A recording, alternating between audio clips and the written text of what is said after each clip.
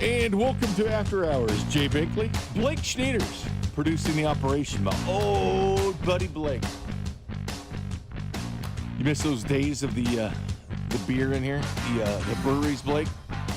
We don't have it anymore. We used to have that. I remember. You remember that? I'll tell you what. I'll miss any time drinking with you, Bing. I always miss you too, Blake, because you are a beer aficionado, and I appreciate that.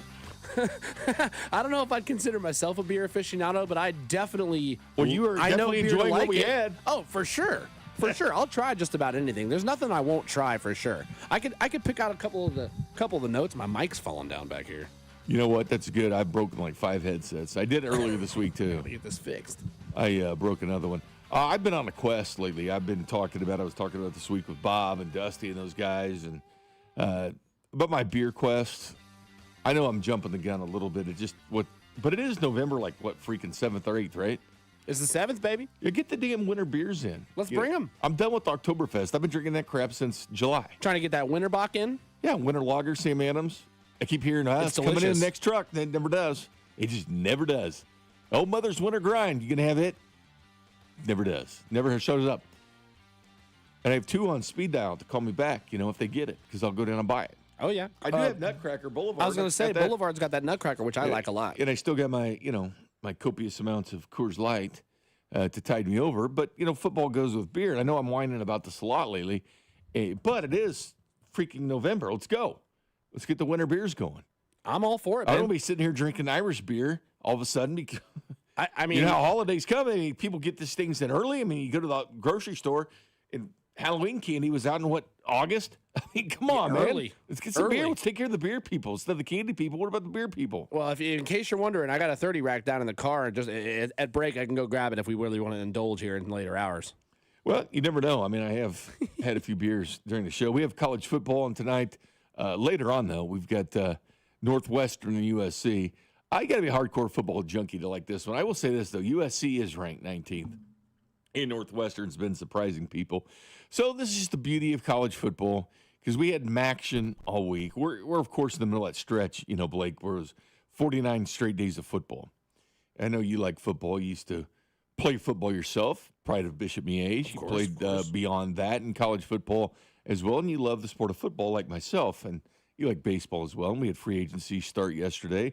A lot of things to be happy about, but we're in this stretch of 49 straight games, and I have no idea where we're at now, but it's probably in the 20s or something at this point of having it every day because we got Monday Night Football, and now Tuesday it's Maction now.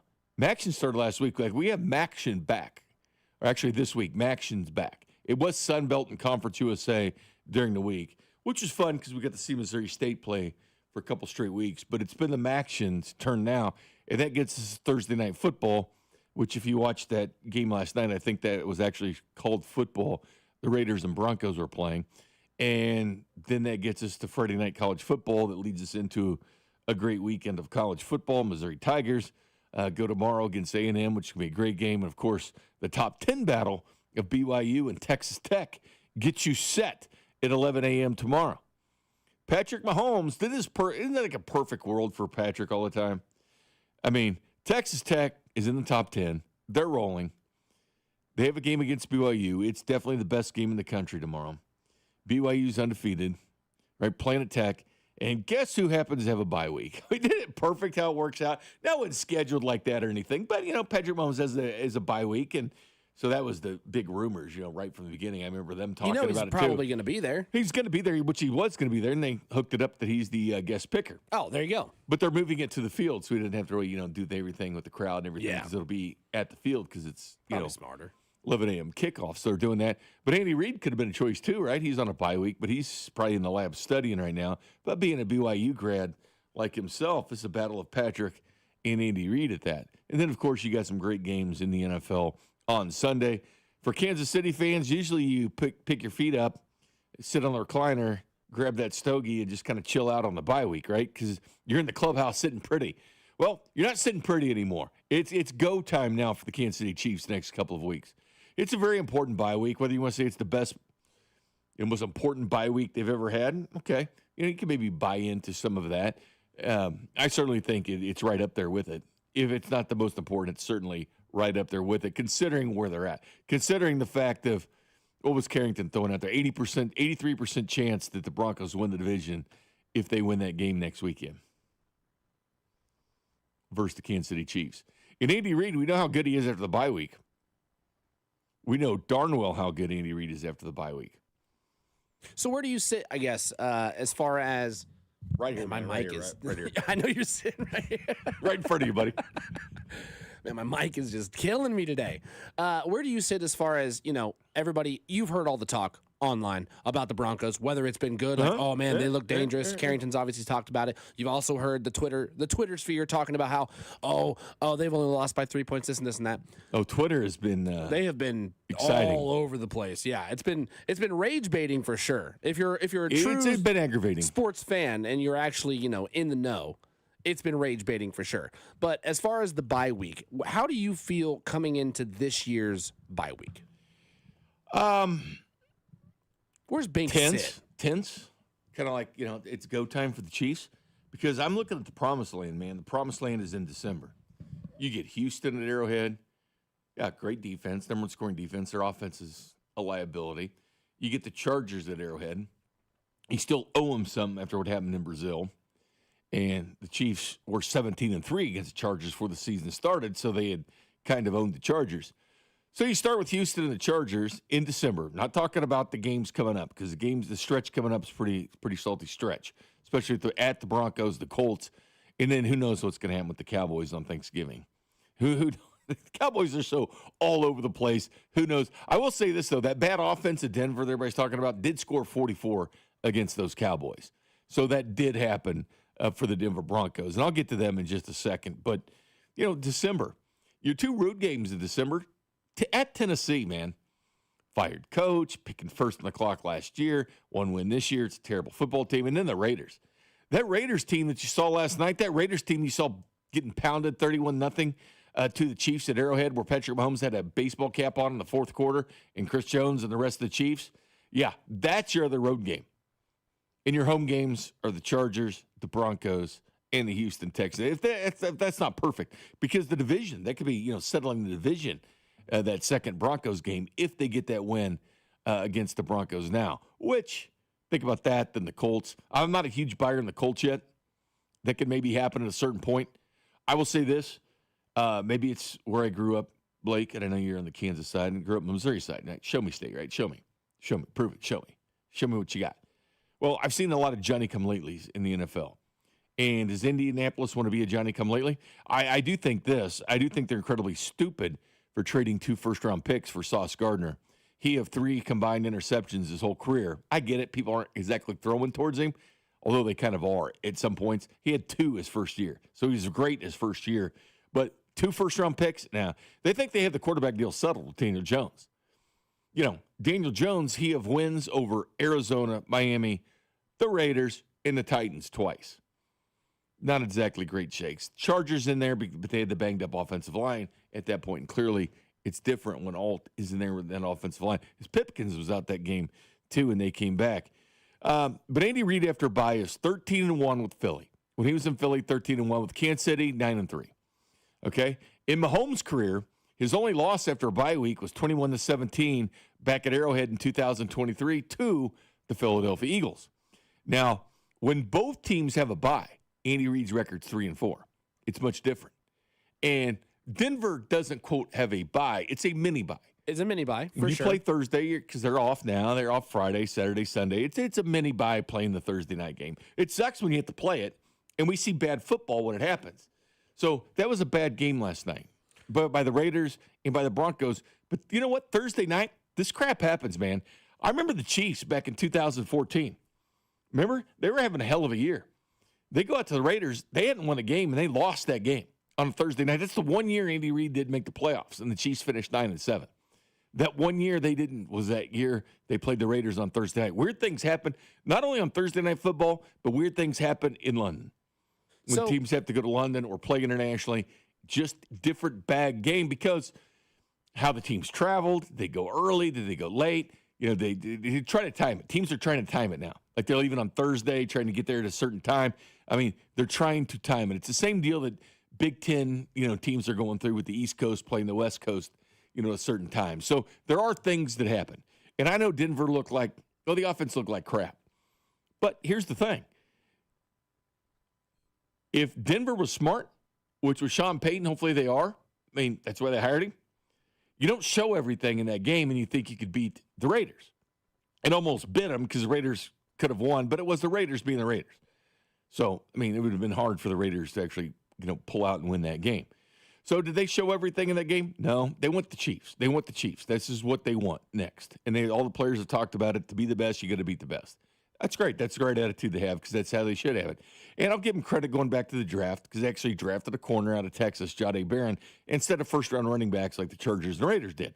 That doesn't slow down Mahomes.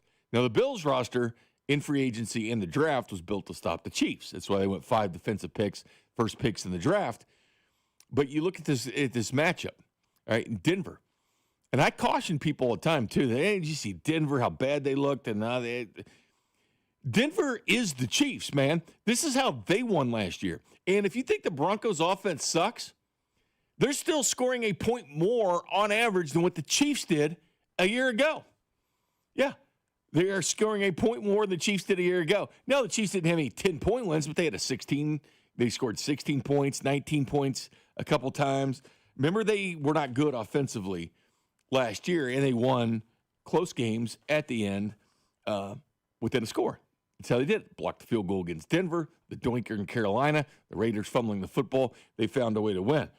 For instance, the 2025 Broncos, as I said yesterday, total yards for the Broncos this year. That crappy offense you're seeing now, 15th in the NFL in total yards. 334 a game. Last year, this Kansas City Chiefs team was 17th in the NFL. So they were worse than the Denver Broncos offensively. Chiefs averaged 327 yards a game.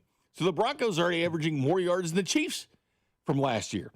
This year's Broncos team, 18th in passing offense, Chiefs were 14th. So the Chiefs have them there. Running, different story. They're 7th in the NFL. Last year, the Chiefs were 22. The all-important one is scoring, points a game, right? The Broncos right now are 17th in the NFL in scoring offense. They were 15th. Or the Chiefs were 15th a year ago. The Chiefs averaged 22.6 points a game last year. The Broncos are averaging 23.5. So the Broncos are actually averaging a point more this year than what the Chiefs did all of last year. Well, and that's also with that 44-point against Dallas added into it. Yeah, so imagine that helps out for sure. That helps out for sure. And then last night brings it down. Last night, 10 points brings it down. But I will say this. They do have elite pass rushers. They have 46 sacks this year. 46 freaking sacks, all right? That's kind of Achilles heel for the Chiefs. You know the closest team to them in the NFL with sacks is? Detroit with 28. 46-28. Now, granted, the Broncos did play last night, and they've played 10 games right now in the NFL. So things get skewed until the end of the year when they kind of work out. They're about 6 sacks ahead of everybody else, but still. Well, I'm just saying. We look at what the Broncos are doing, what the Chiefs are doing, and it's very similar. And we can laugh at their offense, all we want to, but the thing with them is this is why the Chiefs game is so important. They get this win, they get the 9 wins, and keep in mind they easily could have had a win against Indy, where it came down that field goal. They said he had jumped over the man or something. It was a ridiculous call. They actually got screwed in that call. But we'll see what happens. But again, their offense doesn't look good, but let's not forget the way this offense looked last year. I will say this, only because me and you talked about this before the show. You were absolutely correct. You and I both agreed before I think we even really got down into the nitty-gritty of the stats was that the Kansas City Chiefs of last year is the Denver Bronco team of this year. It's the same. I mean, everybody's complaining, they're only winning by X amount of much. Yeah, that was the entire Chiefs season last year. 100% was. And Mitch Holthus, the voice of the Chiefs, that sees every single game since he became the play-by-play guy. He's called a ton. He's been doing it for a long time, right? The voice of the Chiefs. He was on Fesco and Dusty this morning. What did he say about this year's Broncos? That's not been the case. Right. But let's just say it's a significant challenge because right now Denver is the Chiefs of a year ago. Mm-hmm. Last year the Chiefs won 11 one-score games, and they're so lucky. Oh my gosh, you can't live like that. The Broncos have won 6 of their 8 like this, and it's like they're gritty and tough. You can't count them out. So it's just the narrative but really the Broncos are having what the year the Chiefs had last year. So there's a guy that watches inside and out the Kansas City Chiefs, and that's what's reminded me for about the last couple weeks looking at this offense. And I was just looking at the numbers. Where does this year's Broncos team stack up with that offense of the Chiefs? And the Chiefs defense was good last year because it's fourth in points a game against, second in points a game against the year before. They've taken a little bit step back this year on that, but they get to the quarterback, and that can be a problem when they're getting and putting pressure on your quarterback and bringing him down to, errant throws, because you're always having to worry about them. And we saw what happens with pass rush against the Chiefs. Mahomes has hit 14 freaking times, the most ever against the Buffalo Bills this past weekend.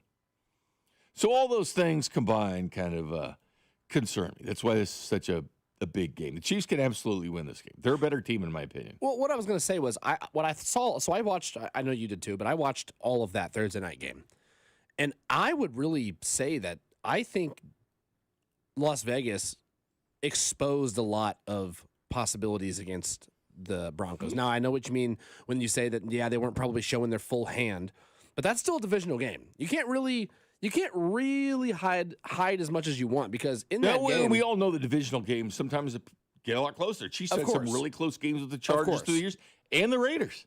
The Chiefs have been better team than the Raiders, but they've played them close at certain times, not obviously this past year. And the Raiders were beating up the Denver offensive line when it came to run blocking. They were getting in there. They were getting into the backfield. Now, also, the Raiders shot themselves in the foot probably at least 7 or 8 times, especially in scoring opportunities. That's why, the game realistically probably should have been 20-10 had the Raiders capitalized on all their scoring ability and scoring opportunities that they had. They didn't. That's what the Raiders do, unfortunately. Bad teams find a way to lose. Good teams find a way to win. Classic Bink line. But I also noticed that the Broncos dropped so many passes yesterday. Drop passes, it was errant a lot throws, more than I'm used to seeing them drop, which that could have just been odd circumstances. I'm not really sure, but Vegas was giving them fits up and down the field. Now, granted, I think that's the best Vegas game that I've seen from the Raiders this year was against the Broncos. That is the best they looked, while also simultaneously shooting themselves in the foot constantly, but they were driving the ball. They were dominating the offensive line. They were dominating with their defensive line against the rush. And they were getting themselves into situations where they should have capitalized. Now they didn't. So it's just, okay, is the Kansas City Chiefs team a team that can do those same things and then capitalize on those plays? Or are they a team that's also going to shoot themselves in the foot? But I think they exposed the Broncos a lot last night. Agreed. We'll talk about that next, about how not letting that one game against the Bills kind of change your outlook on this team. Because remember, this team has done some good things. Which team is going to show up? The NFL's been all over the place. Ask the Packers. You don't know what they're doing. This is a team, the Packers, that people consider a great team, but they've lost to the Browns, they've lost to the Panthers, and they tied the Cowboys. That's what the NFL is. We know what the Chiefs are capable of doing. Can they do it against Denver? We'll discuss next. You're listening to After Hours, brought to you by Twin Peaks. Eats, drinks, scenic views on your home for Kansas City sports. 96.5, The Fan. Hey, Zach. Are you smiling at my gorgeous canyon view? No, Donald. I'm smiling because I've got something I want to tell the whole world. Well, do it. Shout it out. T-Mobile's got home internet. Whoa, I love that echo. T-Mobile's got home internet. How much is it? Look at that, Zach. We got the neighbor's attention. Just $35 a month. And you love a great deal, Denise. Plus, they've got a 5-year price guarantee. That's 5 whole trips around the sun. I'm switching. Me too. Yes, T-Mobile home internet for the neighborhood. Donald, you still haven't returned my weed whacker. Carl, don't you embarrass me like this, please. What's everyone yelling about? T-Mobile's got home internet. And Donald's got my weed whacker. Yes, T-Mobile's got home internet. Just $35 a month with auto pay and any voice line. And it's guaranteed for 5 years. Beautiful yodeling, Carl. Taxes and fees apply. See T-Mobile.com/ISP for details and exclusions. Get ready, Missouri. Kickoff is near. The world's largest sports book is coming to your fingertips. Circa Sports, it's sports betting the way it should be. With high and transparent app limits, low holds, and exceptional customer service. Start betting like a pro in Missouri on December 1st. Learn about your new bookie today at circasports.com, the world's largest sports book at your fingertips. Circa Sports launches December 1st. Hi, I'm Emily, your friend and jeweler at Shane Company, where a small box with a burgundy bow will help you win the holidays. As an in-house designer, I love creating meaningful, fine jewelry gifts. Choose a necklace with a gorgeous infinity charm to symbolize your everlasting love. Or go for a personalized piece with an engraving, their zodiac sign, favorite color gemstone, or their initial accented with pave diamonds. Because a friend wants you to be a holiday hero. Stop by or shop now at shaneco.com. Shane Company, your friend and jeweler. Nationwide is so much more than a great insurance company. They're one of America's largest financial services companies. Like how I'm more than Saquon Barkley, the NFL's reigning leading rusher. I'm also the NFL's leading husher. Hey, shh. Nationwide Investment Services Corporation, member FINRA, Columbus, Ohio. With the new IHOP value menu, $6 is all it takes to go to your happy place, where stacks of pancakes with bacon and eggs are just $6 every day. French toast, sausage, and eggs are, you guessed it, $6. And fluffy omelets come with a side of pancakes and only cost $6. Go to your happy plates every day at IHOP. $7 in some locations. Available every day for a limited time at participating restaurants in the U.S. Hours may vary. No substitutions. Not valid with other discounts or promotions. Prices may vary. Another app for inventory, one for CRM. Oh, don't forget accounting. Wait, which login was that? Or you could use Odoo, one fully integrated system that does it all without the hassle. Ditch the app overload. Get everything your business needs on one platform. Try Odoo free today at odoo.com. That's ODOO.com. Tonight, expect a low of 47 with partly cloudy skies. Weather brought to you by Staples. Have an easy holiday at Staples. Save on top tech and gaming gifts, shipping supplies and services to get your packages there safely, even custom cards and wrapping paper. Staples. That was easy. 96.5 The Fan is your exclusive home for Chiefs football, with pregame starting 3 hours before kickoff with Josh Briscoe. Then it's the call of the game with Mitch Holtis, Dayton Hughes, and Josh Klingler. Touchdown! Kansas City! Travis Kelce owning this game! Followed by postgame coverage featuring exclusive one-on-one interviews with Andy Reid and Chiefs players inside the locker room. This is your home for Chiefs football. 96.5 The Fan. Welcome back, 96.5 The Fan, home of the Chiefs. Jay Binkley, Blake Schneider's producing the operation. Already talked about the Chiefs, and who they've beaten or haven't beaten. But it's all there for them. And the pressure, when it's on the Chiefs, they usually deliver. It's in your typical going out and playing the Denver Broncos. This matters for the division. And is it the end-all, be-all? Would it be cool to catch the Patriots, 11 straight division titles? Chiefs are sitting at 9. Would it be cool to beat that record? Yeah, it'd be cool. But to be honest with you, it's not the main thing. It's not the main thing. The main thing is rings, Blake. Whether you come in as the 7th seed or the 2nd seed, unless you're the 1st seed, that's who gets the bye. You know what I mean? And if you play on the road, so be it. You know what? Mahomes has better record. He's better a quarterback on the road. He in about the same amount of games. He's got over 1,000 more yards passing on the road in just an extra game. He's got more touchdowns, higher completion percentage, higher quarterback rating, more everything. He's better on the road. So, and this team has proven they can go on the road. Remember Buffalo Bills a couple years ago? Then they went to the Ravens, beat them. So just get into the dance. So the mindset is still the division, I guess, if that's what you want to win, because that is important to this team to keep winning the division. And it would suck to see the Broncos, celebrate with the AFC West championship hats and shirts. But if that's all they get, and the Chiefs are, in the Super Bowl again, so be it. It's kind of funny, actually. I mean, at the end of the day, the number one goal for the Chiefs right now is making sure you solidify a playoff spot. That should be the only focus. If you happen to get an AFC title out of it, that's awesome. Love it. But it should not be the sole focus, because we're past, this deep into the dynastical run, if you want to say. We're past, hey, let's get an AFC championship. First it was, hey, let's just get to the playoffs and win a game. Then it was, hey, let's win the AFC championship and win a game. Now we've gone to the Super Bowl so many times, Let's just get back there. Let's make sure we get to the playoffs, solidify our spot in the postseason, get to the Super Bowl. Anything outside of that does not matter anymore. Yeah, like you said, the chasing the 11 straight titles would be awesome. It'd be another notch in the GOAT conversation for Patrick Mahomes. Not the Super Bowl is the end all be all at that point. And look, I mean, they've come back. When they were 0-2, they felt bad. I mean, they were being trashed by the national media. They said dynasty's over. Look at Mahomes. It's like, what are you talking about? He's not even 30 years old because he had turned 30 years old this season. What are we talking about here? Then they come back and win a couple against New York and Baltimore. And with New York, it was, they beat them because Jackson Dart wasn't, playing or starting. But they still beat them. And then they beat the Ravens, and everybody's complaining about all the injuries the Ravens had.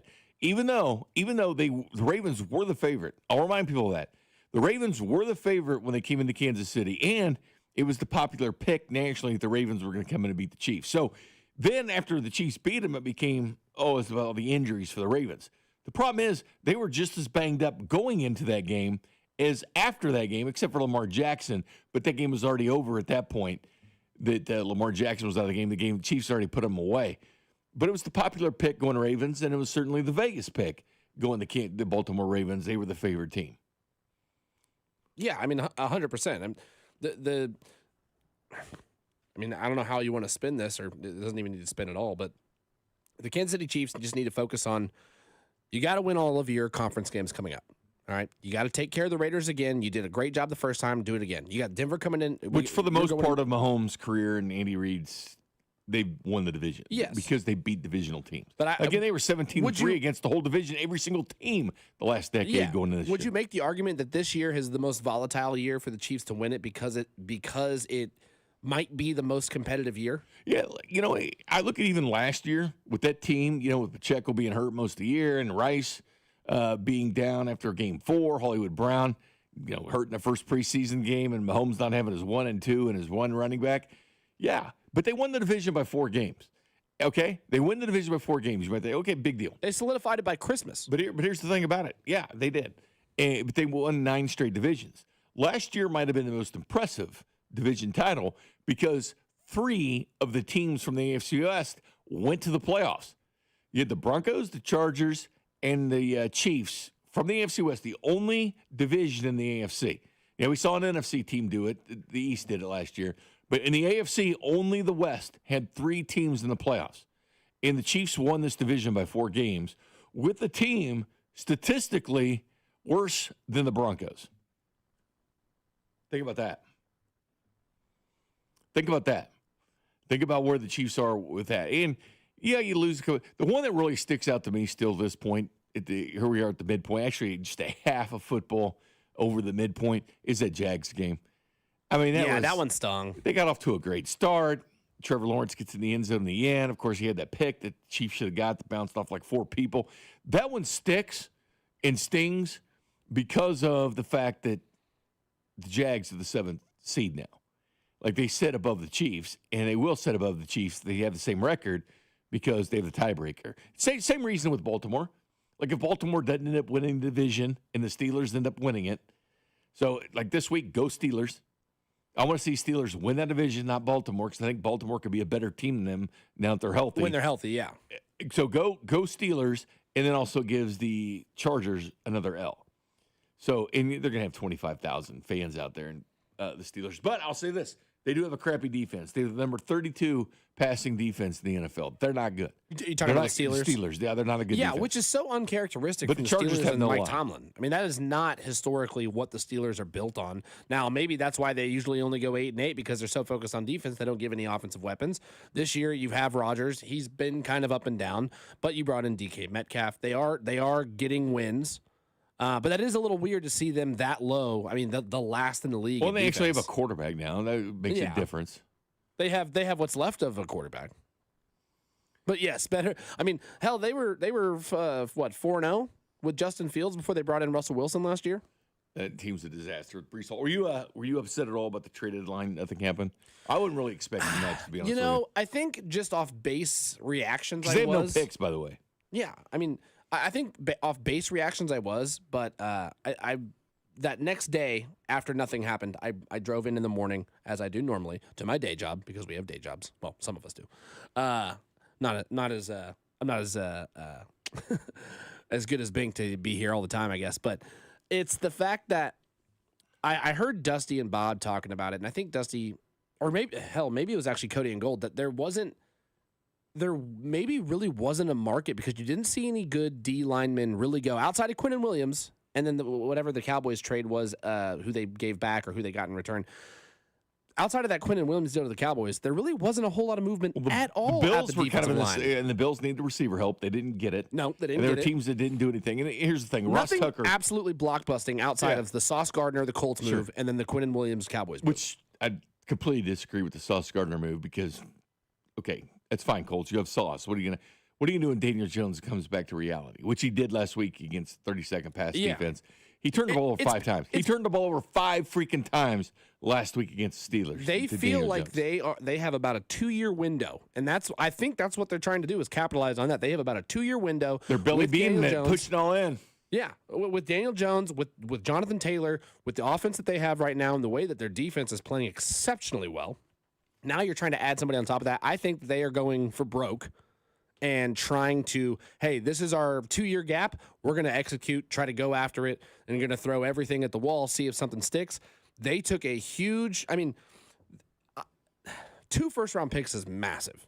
No, it's massive. It's a lot. But I can't wait for that game because that's a show-me game, too. Of course it is. It's a prove. And it depends what the Chiefs do against the Broncos, obviously. Of course. But that's a prove-it type of game. I mean, that is – and the Colts are going to play disrespected, which they should, because it's a noon game in Arrowhead. Of course. Like, you don't get noon games unless you people thought you were going to suck. I love the fact that the game's at Arrowhead even more, but that makes it even more. But you don't get a noon game on the Colts. road unless they thought you were going to suck.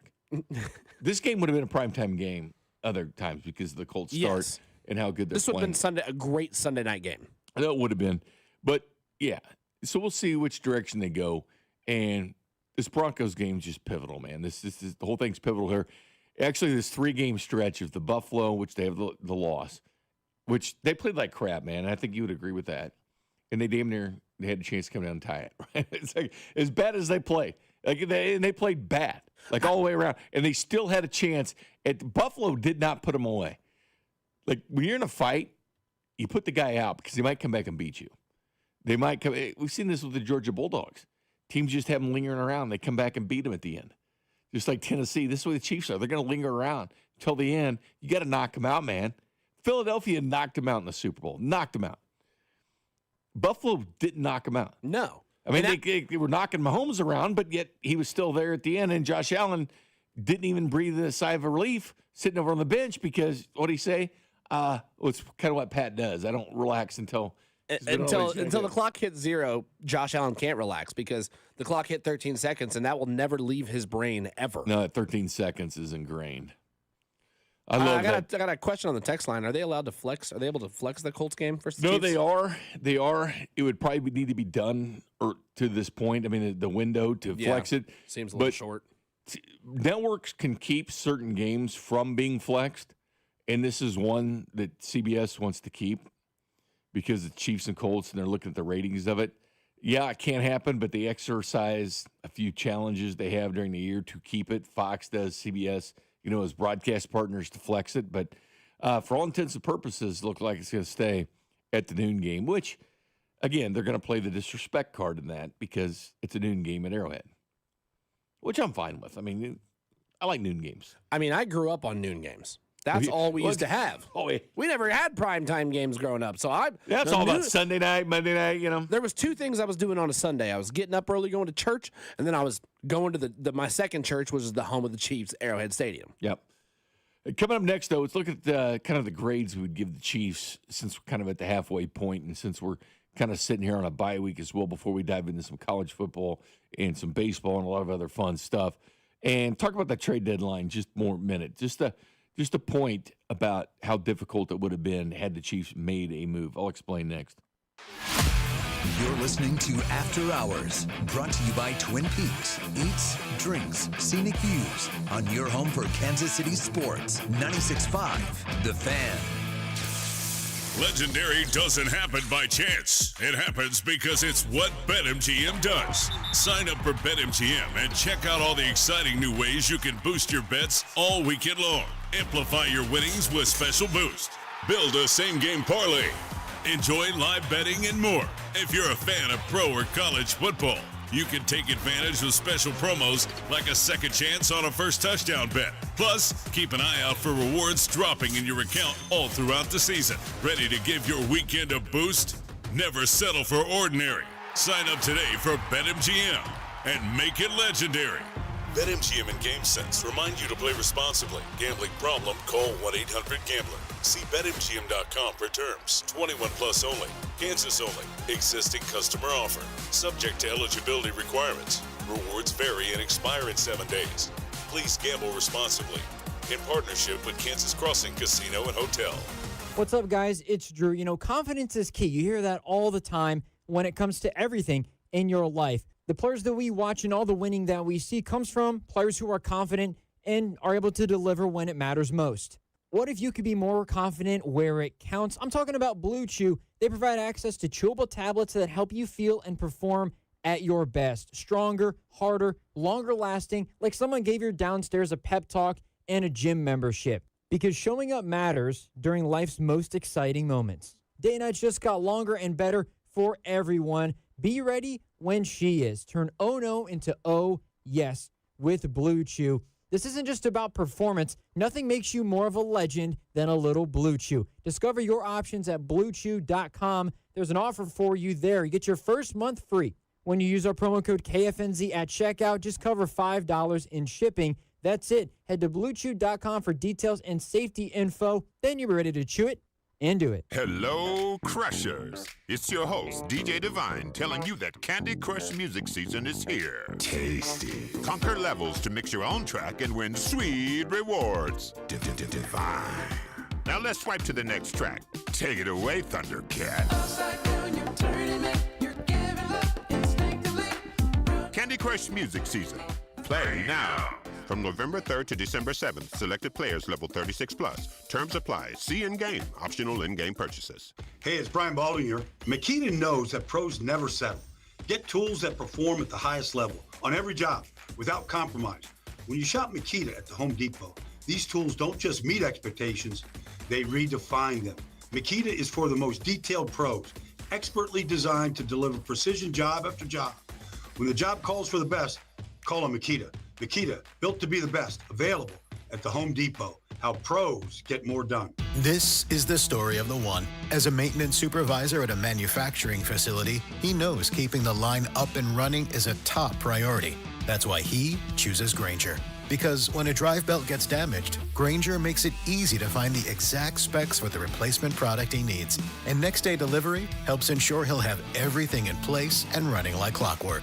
Call 1-800-GRAINGER, click Grainger.com, or just stop by. Grainger, for the ones who get it done. Check engine or ABS light on? Take the guesswork out of your warning lights with O'Reilly Veriscan. It's free. Ask for O'Reilly Veriscan. O'Reilly Auto Parts. You could think you found your dream home online, but here's the twist. The lot next door just got rezoned for years of construction. Work with the expertise and ethical training of a Realtor, here to guide and help protect you from the surprises you didn't see coming. Realtors are members of the National Association of Realtors, right by you.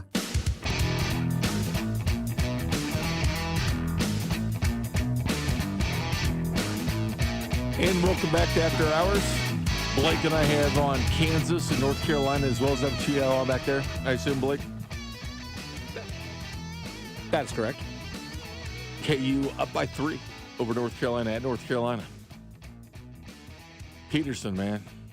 Carolina at 25, you said. Yeah, they are. So that game's going on now.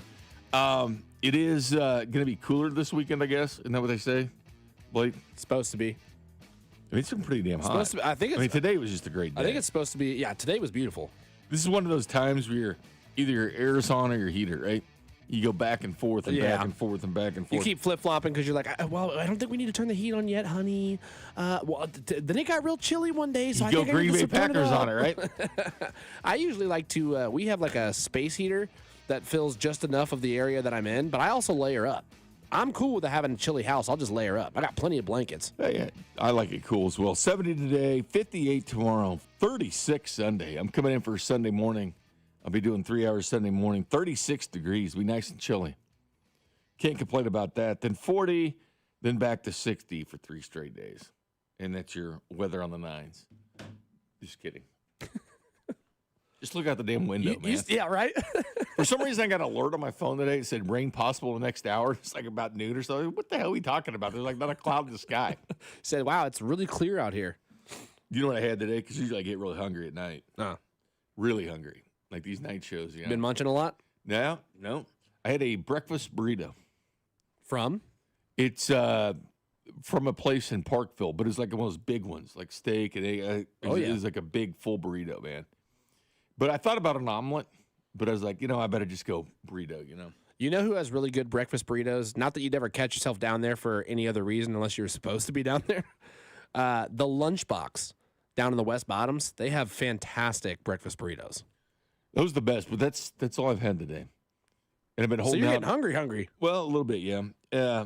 I wasn't there for a while because it's a huge burrito. But, yeah, I get hungry at night. And I get thirsty, too, because I'm on a beer hunt. The great, great beer hunt. And what's in your sights right now? Mother's Winter Grind.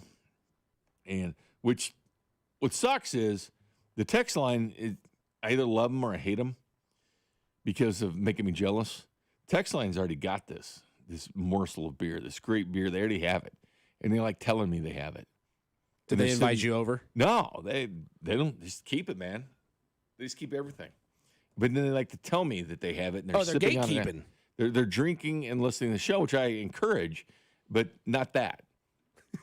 Don't tease me. Don't tease Big Bink over here. Yeah, don't tease me. Some liquor store owner in Topeka hit us up the other night and said, well, he's got it on stock. I was like, what are you doing? I even told some of these Missouri liquor stores, what are you doing, man? Like this, Kansas liquor stores have some of this. Yeah. And then I checked with another friend. Drive an hour and a half for the beer? Well, I've got another friend that has a liquor store on Lenexa, Wingert's, and I texted Andy. He said, hey, man, do you have this yet? He goes, I'm getting Mother's Monday. And I'm like, oh, because I'm looking for that in the winter lager. But again, you got to kind of hurry, though, because what happens is it's not like this unending supply. It's not like Coors Light or Miller Lite or something. I mean, they perpetually make that or whatever, but they just make a certain, batch of it, and then you get these truck chasers. I'm not saying I'm not. They go out and buy like a bunch of it. Not saying I don't do that, but I'm just saying they do it, so you got to kind of hurry, Well, that's how I felt during the summer. Usually, I'm not a big Busch fan. I'll still drink it, but I am a fan of Busch Apple, or the Bapple, as the kids call it on the streets. And Natty Lights? No, Busch Apple. Oh, it's not Natty at all. It's just Busch. No, it's Busch. It's just Busch Apple. Okay. I've never been a Natty guy. Unless it's a natter day, I'll drink some of those because it's like a 6-pack for $5.99 or something. But no, I'm stuck on my Coors Light, and I still am, and I do have some Nutcracker floating in from time to time. I know, world's smallest violin, for the. But you know what? There's a lot of football to watch, and winter beer goes good with football. Yeah, it does, because I don't plan on moving much throughout the day, and it just tastes like the outside. No, it doesn't. Small, third world problems, me not having the beer I want. But I don't like to shop at all. Like if I do any shopping whatsoever, it's like online shopping or something. Like I detest it. I hate it. In men's stores are easy because you can go in, you want one shirt or whatever, you can just grab it and go. You don't have to, sometimes with the different sizes matters on what company it is, but for sure, for the most part, we just walk in as dudes, find something, take it. That looks good. It's don't in even black, try it it's on. in gray. All right, let's get it. Be like, if it doesn't fit, I'll make it work. Yeah, we'll make it work. That's what guys do. You just get it and you're like done. You're like, it's my shopping, right? You go like twice a year and you go do it. But beer shopping, I will go and I'll get a cart and I'm meticulously pick out good beer. Bink, you'll be in that store for an hour just perusing each aisle. Like I don't shop, but I will beer shop. Like the rest of shopping sucks, but I will beer shop. I feel like that's because that's that one you're like, I'm looking for the right thing. I'm looking for that one that's just going to speak to me. I'm waiting. I'm sitting here. It's a couple weeks from Thanksgiving. Where's the damn winter beer, man? From the 913. Bink, going to Cactus Grill right now. What's the first drink? Well, if you want to really do this to me, text line, ask for the seasonal of Sam Adams and see if they've made that keg switch from Oktoberfest to the winter lager. Because the chances are these kegs are already in now. So my suggestion is ask what Sam they have on tap. And if they say winter lager, you can brag. Go ahead. Tease me. It's Friday night. Do whatever you want. So, yeah, you can get that. But I would recommend that. I would say Mother's, but I haven't seen it, man. And you know what, Blake? They make it in Springfield. It's one of the largest brewers in Missouri. For microbeer, yeah, the Boulevard clearly, sets a standard on that. Of course. But Mother's has got a huge brewery. They're all over the liquor stores in Kansas, Missouri. I know you can find them all over the place, at least around the areas. Yeah, well, I even have a damn T-shirt that says Mother's Winter Grind. I have a T-shirt, but I don't have the damn beer. You got a tattoo that says Mother. It's a different type of tattoo. Well, I have a tattoo that said Mother, but then I had an S to it. It says Mother's. And Mom's like, why'd you have an S? I said, well, I have one mom, she said. I said, well, yeah, but it's the beer, too. Dual meaning, Mama, it's dual for meaning. You and the beer. So it's like both of you. I love both of you. And all the moms ever, just because, who doesn't love moms? I'm just celebrating mothers. I'm celebrating MILFs, It's a Friday, guys. We're here to have some fun. By the way, that was fun when my girls were small, going to these. I didn't mind going to these concerts, these teeny bopper concerts because of all the moms. Oh, yeah. Like, seriously, dude, that was like. You said you guys are here for the music. I'm here for everything else. It was like catching fish in a barrel. Oh, yeah, it's easy pickings. Especially with such a good-looking guy like you, Bink. But, I know the Untapped app can help me search for it. But my search is pretty extensive. I mean, I do have feelers out on both sides of the state line. I just haven't found the perfect beers yet. And I know exactly what I'm looking for, too. But, again, I don't shop, but I will beer shop. It is 'tis the season, You know what they had on last night? As I was flipping through the channels. Because you know what? I don't have YouTube, so I actually have all the channels. Yeah. This YouTube ESPN fight's getting big. People are mad about it. Oh, yeah. They're mad they can't watch, ESPN football. You know what I say to them? I had the same damn thing happen with Spectrum 2 years ago. You're on day 7 of the YouTube thing. We went to 10 days, all right? We went to 10 days. And you know where I had to go? I had to go to a bar. I had to go to a bar and order beer and eat nachos and watch football. So that's what I had to do for 10 days. That's a tough life. It was. So that's what I recommend. I will say this. You can thank Pat McAfee because on his Twitter account and the ESPN app, you can watch College Game Day now. For all those people who say, well, I can't watch College Game Day. Well, that's not true. Because last week you could, and this week you could. You can watch it on Twitter or X on McAfee's account. And then also you can watch it on his website. And in the ESPN app, you can watch it even without subscribing. So not for football, but for the College Game Day. So just they are for trying the show itself. Just for that show itself. So they're trying to take care of you on that. So that's something.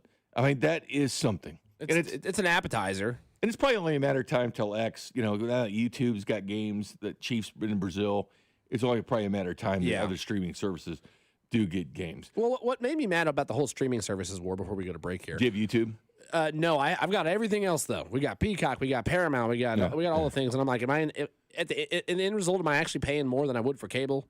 At the end of the day, probably. You are. It's a bundle, probably. But and it's a bundle of suck, as I always say. Blake, it's a bundle of suck. No, I have them too. I have Peacock. I've got Amazon. I've got ESPN Plus. I've got all these things, right?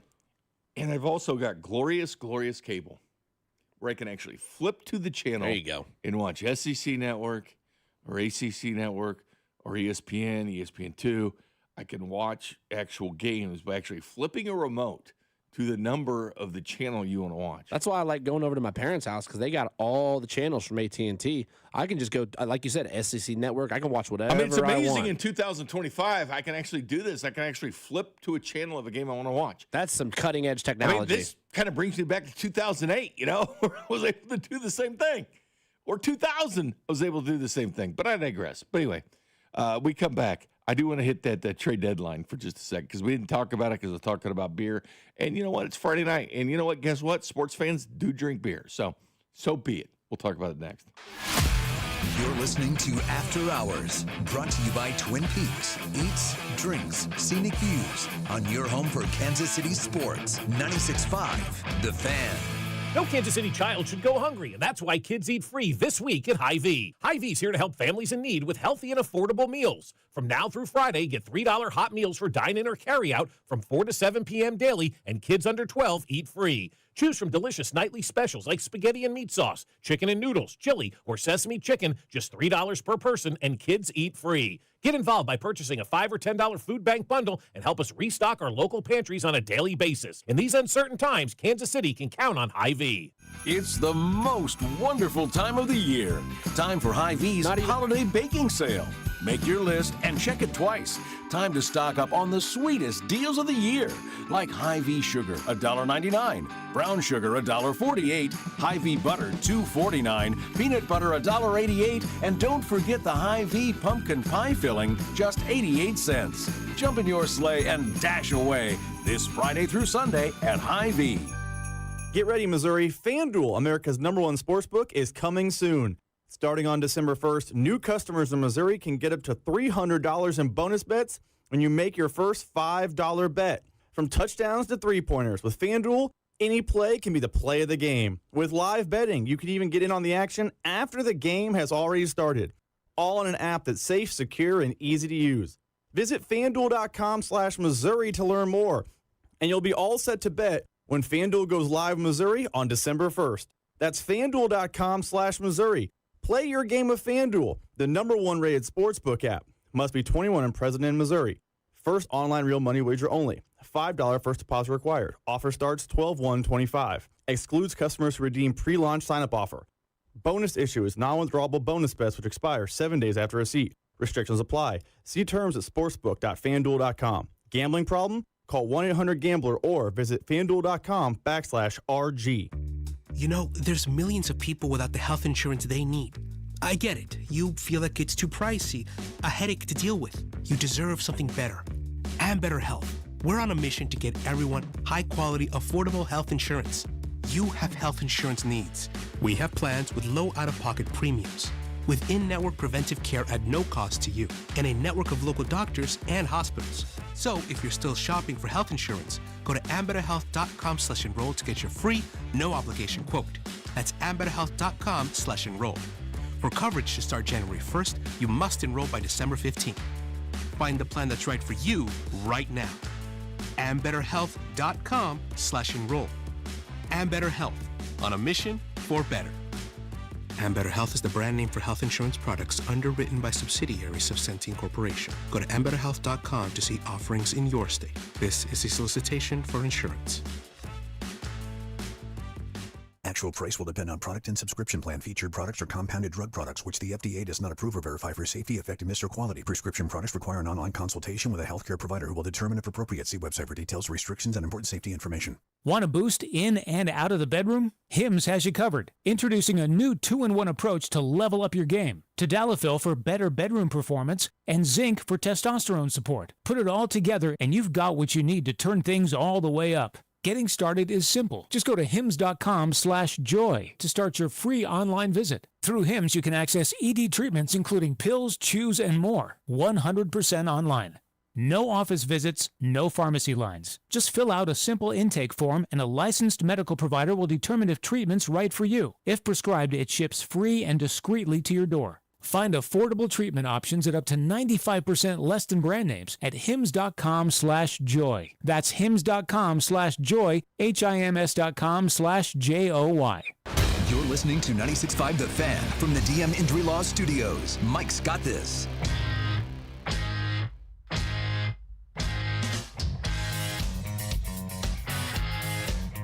What do we have here, Blake? We have the text line let us know where to find said bruise. Yeah, text line from the 816 says, Bink, Gomer's off 87th and Lenexa has what you're looking for. At least they did earlier this week. See, that's not nice because I did check another one of those stores that was in a different area and they didn't have it. Gotta get it quick, man. I know. It sucks. But anyway, what I was going to say is these trade deadline deals.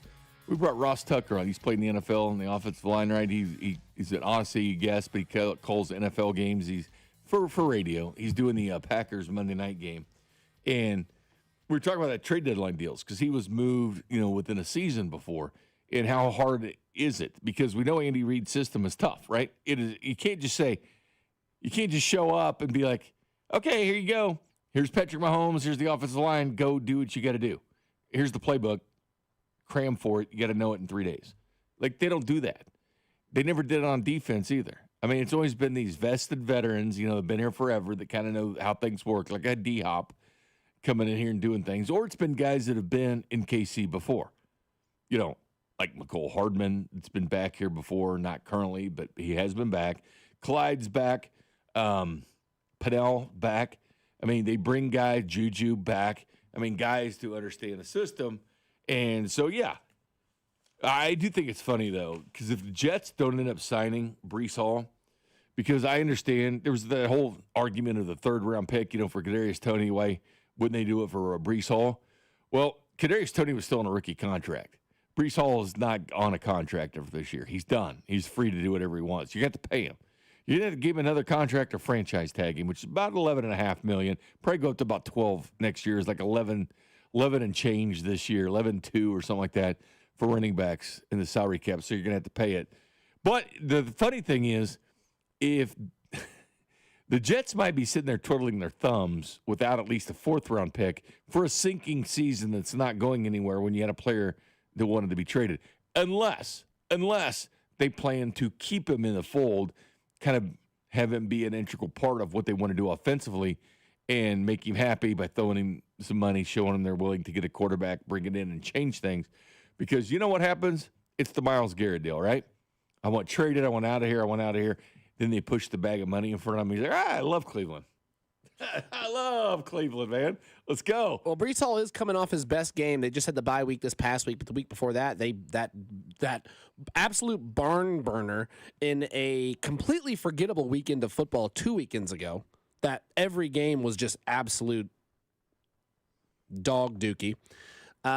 They were the only good game. It was Jets versus Bengals. And Breece Hall came off his best game then, maybe going into the bye week. I have a feeling they probably want to hold on to him. I would assume they want to re-sign him because of his performance then and his performances in the past. But I'd be curious to see, if they end up, crapping in their hat at the end of the year. Because what if the Chiefs said, all right, we'll give you a third? Like, what if that would have happened? Yeah. Then what are you going to do? Well, I guess they would have had a third, but still, if they do plan on moving around off of him, it's a sinking season. And they could have at least had a fourth-round pick. And especially after getting the first 2-round picks. What was it? They have 6 picks in the next 2 years still get in the first 2 rounds. Look at Torrey Horton. He had a couple touchdowns the other day for Seattle. Yeah. He's got a return one this way. He's a 5th-round pick. Yeah. Jalen Royals, 4th-round pick. I mean, sometimes 5th-round picks are better. People are starting to evaluate the draft a little bit differently, but the Jets are not. That's not their pedigree. That's not their history.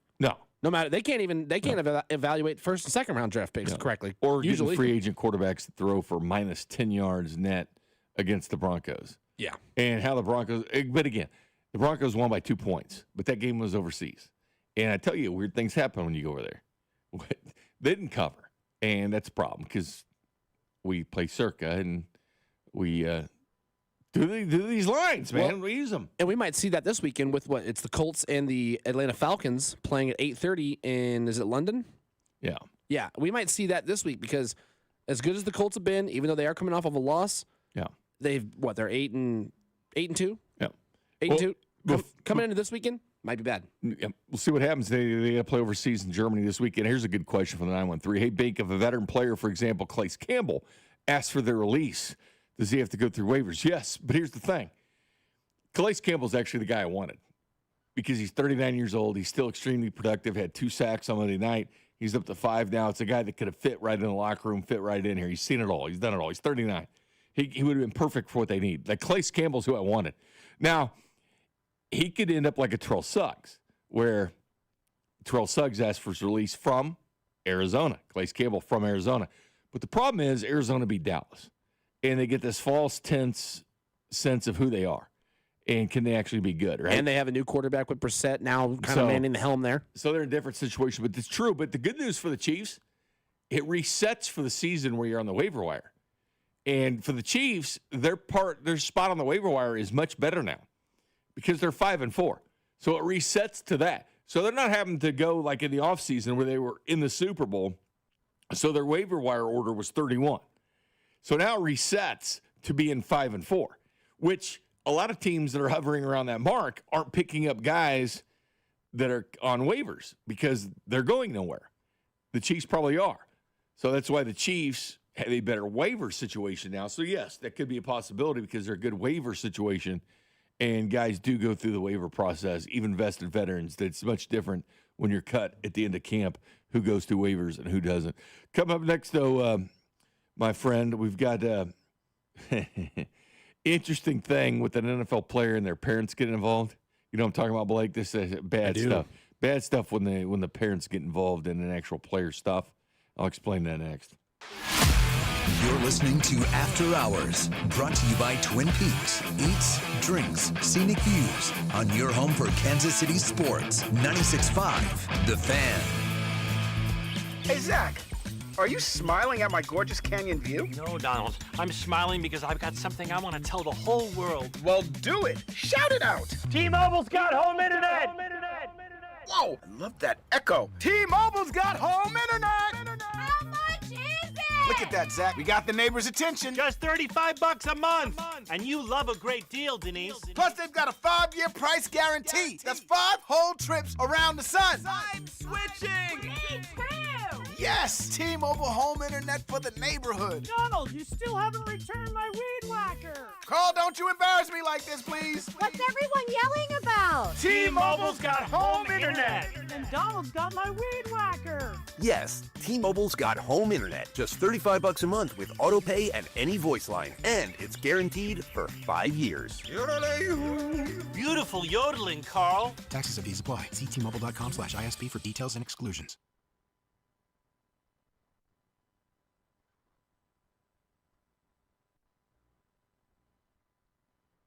Plus an additional $100 in bonus bets if they deposit before December 1st. Enjoy a betting app that was designed for game day with features like live bets, same-game parlays, BetMGM reward points, and surprise boosts dropping in your account all throughout the season. It's everything a sports fan could want in one app. Pre-registration is coming soon to Missouri on November 17th. BetMGM, make it legendary. Gambling problem? Call 1-800-GAMBLER. See BetMGM.com for terms. 21 and older only, Missouri only, new customer offer, subject to eligibility requirements and minimum deposit of $10. Bonus bets are non-withdrawable and expire in 7 days. Please gamble responsibly. Pending BetMGM's licensure as a mobile sports wagering operator with the Missouri Gambling Commission register for a Missouri online sports wagering account 1117. BetMGM's insurance of welcome offer is conditional on full license. Okay, I have to tell you, I was just looking on eBay where I go for all kinds of things I love, and there it was. That hologram trading card. One of the rarest, the last one I needed for my set. Shiny like the designer handbag of my dreams. One of a kind. eBay had it, and now everyone's asking, ooh, where'd you get your windshield wipers? eBay has all the parts that fit my car. No more annoying, just beautiful. Millions of finds, each with a story. eBay. Things people love. As a mom, comforting my family is what I do best. Vicks Vapor Stick provides soothing, non-medicated Vicks Vapors in an easy-to-apply stick, and it dries fast, so there's no mess. I use it to comfort myself and my family. Thanks, Mom. Vicks VapoStick, soothing comfort for the whole family. And try Vicks Vapo Shower Max for steamy Vicks Vapors when you need more comfort for yourself. Use as directed. This is the story of the one. As a maintenance supervisor at a manufacturing facility, he knows keeping the line up and running is a top priority. That's why he chooses Grainger. Because when a drive belt gets damaged, Grainger makes it easy to find the exact specs for the replacement product he needs. And next day delivery helps ensure he'll have everything in place and running like clockwork. Call 1-800-GRAINGER, click Grainger.com, or just stop by. Grainger, for the ones who get it done. Check engine or ABS light on? Take the guesswork out of your warning lights with O'Reilly Veriscan. It's free. Ask for O'Reilly Veriscan. O'Reilly Auto Parts. You could think you found your dream home online, but here's the twist. The lot next door just got rezoned for years of construction. Work with the expertise and ethical training of a Realtor, here to guide and help protect you from the surprises you didn't see coming. Realtors are members of the National Association of Realtors, right by you. Follow us on Instagram for behind-the-scenes content at The Fan 965, KFMC FM and AM, HD1 and HD2 Kansas City, in Odyssey Sports Station.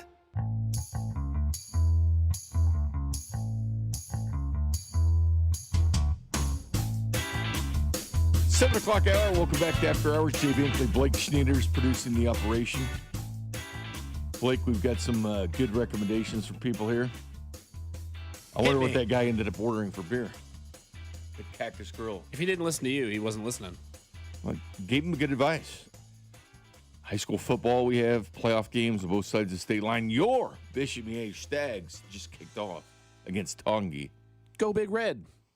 So there we go. We'll get high school football on both sides of the state line. It's good, man. It's always good high school football playoffs, man. It's always a lot of fun. Both sides of the state line, getting to enjoy that. Oh, yeah. They're getting out there now. They're already there at the games.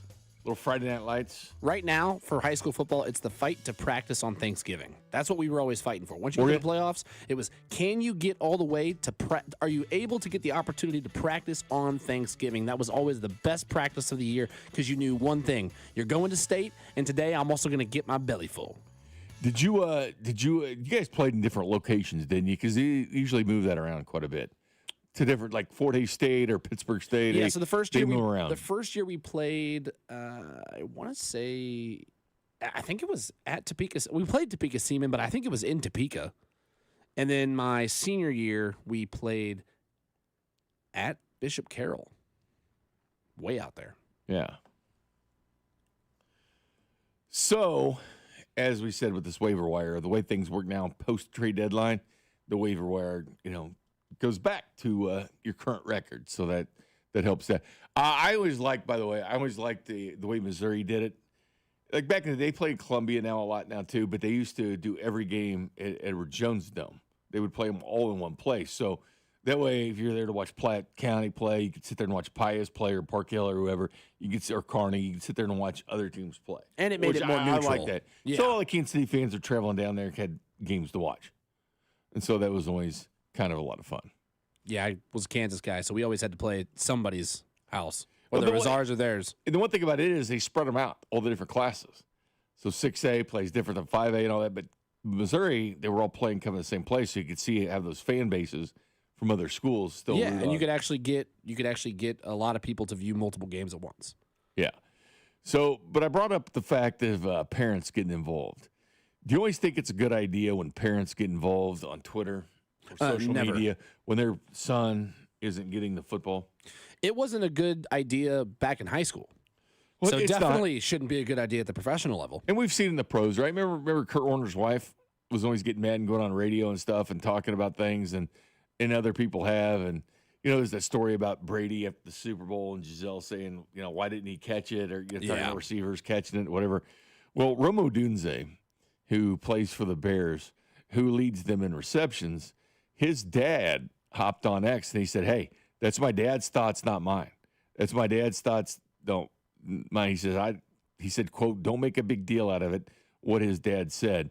And because his dad, after the win, right, James Odunze reposted a message on social media that asked whether the Bears would trade Rome to a new team. And this from ESPN. A team that will actually throw to him. In another post to declare the receiver should be seeing at least 10 targets per game. That's what he's saying about his son. And his son did have a drop that he thought he should have caught in that game. But Odunze leads the Bears in targets. So his son has more targets, more receiving yards, and more receiving touchdowns, and is tied in receptions with the team. And you want to take to social media and complain about your son getting the ball. He needs to do more, even though he's already doing the most. That doesn't play well in the locker room. No, it doesn't. But I guess if you try to separate yourself, but he doesn't because he still, likes his dad or loves his dad, so you don't want to totally separate it. But man, it puts the kids, or well, not kids, they're not kids when they play in the NFL, young men, but it puts them in a bad situation. Well, and that's the time when, as a player, because you know that not only am I on a large platform now, a national platform, I have to go speak to my parents now, or my dad, or my mom, or my uncle, or whoever's doing the tweeting, whoever's making a deal about it. You have to now go have a conversation with them and say, listen, I'm the professional athlete here. I'm the one who can handle my own business. I need you to stop. And is that a hard conversation to do? And they understand that they're under the microscope now. So anything their wife says, their girlfriend, or their parents, people are going to see it now. Like people are going to find it now of what you're saying. Then you get to explain that in the locker room why someone's dogging you because of your kid. I remember when Chris Godwin's, I forget if it was his wife at the time or his girlfriend, I think it was his wife. She's going on and on and on when they said Chris Godwin was out hurt. She keeps saying Chris Godwin's or my husband isn't hurt. She was making a big old deal on the Tampa Bay Twitter about why Chris Godwin's not getting the ball or why isn't he playing or why is he out. And I was just like, this is a distraction. You gotta rein her in. And is it what's a little bit more scarier if it was you, Bink? Would it be trying to talk to your parents or trying to talk to your wife? What's the scarier scenario? Both of them. Both of them equally. Because Rome said this. He goes, like I say, he has it talking about his dad. He has his opinions. And at the end of the day, he's Rome. He's a Rome fan, excuse me. He's in full support of Rome Odunze. So it's talking about yourself in third person, which probably isn't a very good thing either. But he goes, so that's first and foremost for him. But I love my pops. So he's saying he loves my pops. But it puts these guys in weird situations. Yeah, it just makes Especially it awkward. when your son leads in targets. They're trying. They're trying. Well, and did you see what the Bears did in retaliation, the social media team for the Bears? Or not in retaliation, but as a kind of an answer to Papa Odunze's tweets. They must have clipped a collage of all these plays of Rome going out there and run blocking and doing all the dirty work and put it up. And it said, I'm going to misquote it, but it said something like, this guy does all the dirty work, or this guy plays 60 hard minutes a game. Yeah. And it was a highlight of Rome doing nothing but blocking and like doing all the hard stuff, doing all the gritty stuff that he doesn't get recognition for in the stat line. But so that was I thought that was a very cheeky, funny answer by the Bears organization. I agree, but you have to be careful because if you drop a touchdown, you drop a first down or whatever, it's coming right back. It's coming right back on you. It's coming right back on you. So you always have to be careful of that. But anyway, Rome Odunze, who I do like as a player, had that happen, but he talked about himself in third person, so got to scratch him off that list. Our phone number, 913-586-7965. Also the same as the J Southland Tow Service text line, 913-586-7965. We come back, though. I do want to hit on baseball for just a second because I know you follow a lot of the Royals and the transactions, and clearly now your free agency period. It started yesterday at 4 o'clock, so people can do whatever. We'll discuss that next, plus your phone calls next. You're listening to After Hours, brought to you by Twin Peaks. Eats, drinks, scenic views on your home for Kansas City sports. 96.5, The Fan. Okay, I have to tell you, I was just looking on eBay where I go for all kinds of things I love, and there it was. That hologram trading card. One of the rarest, the last one I needed for my set. Shiny like the designer handbag of my dreams. One of a kind. eBay had it, and now everyone's asking, ooh, where'd you get your windshield wipers? eBay has all the parts that fit my car. No more annoying, just beautiful. Millions of finds, each with a story. eBay. Things people love. Nobody had to tell your grandparents not to drive while using their typewriters. Why should it be any different for us kids and our cell phones? Distracted driving was the cause of more than 3,000 deaths in 2022. Come on, we're smarter than this. Let's put down the phones and focus on the roads. Drive safe, everybody. Don't drive distracted. A message brought to you by the National Highway Traffic Safety Administration, Project Yellow Light, and the Ad Council. Oh no. Ah, that's the sound of someone who's misplaced my debit card. Their debit card. Where'd I leave that thing? Not at the gas pump, or the checkout counter, or the roof of your car. Now, if he has the Chase mobile app, he can use Card Lock. Wait, I could just lock my card. Yep, just a few tippy taps on his phone, and that sound? That's peace of mind from Chase. Chase mobile app is available for select mobile devices. Message and data rates may apply. JP Morgan Chase Bank N.A., member FDIC. I woke up this morning feeling like I was coming down with something. Cough, congestion, headache. My first thought was, nope, this can't happen. I have big plans this weekend. So I took Mucinex Kickstart. It provides all-in-one and done relief with a morning jolt of instant cooling sensation. Thanks to Mucinex Kickstart, I didn't even need to cancel my weekend plans. If you start feeling cough and congestion coming on, take Mucinex Kickstart for relief with a kick. At your favorite retailer. Use as directed.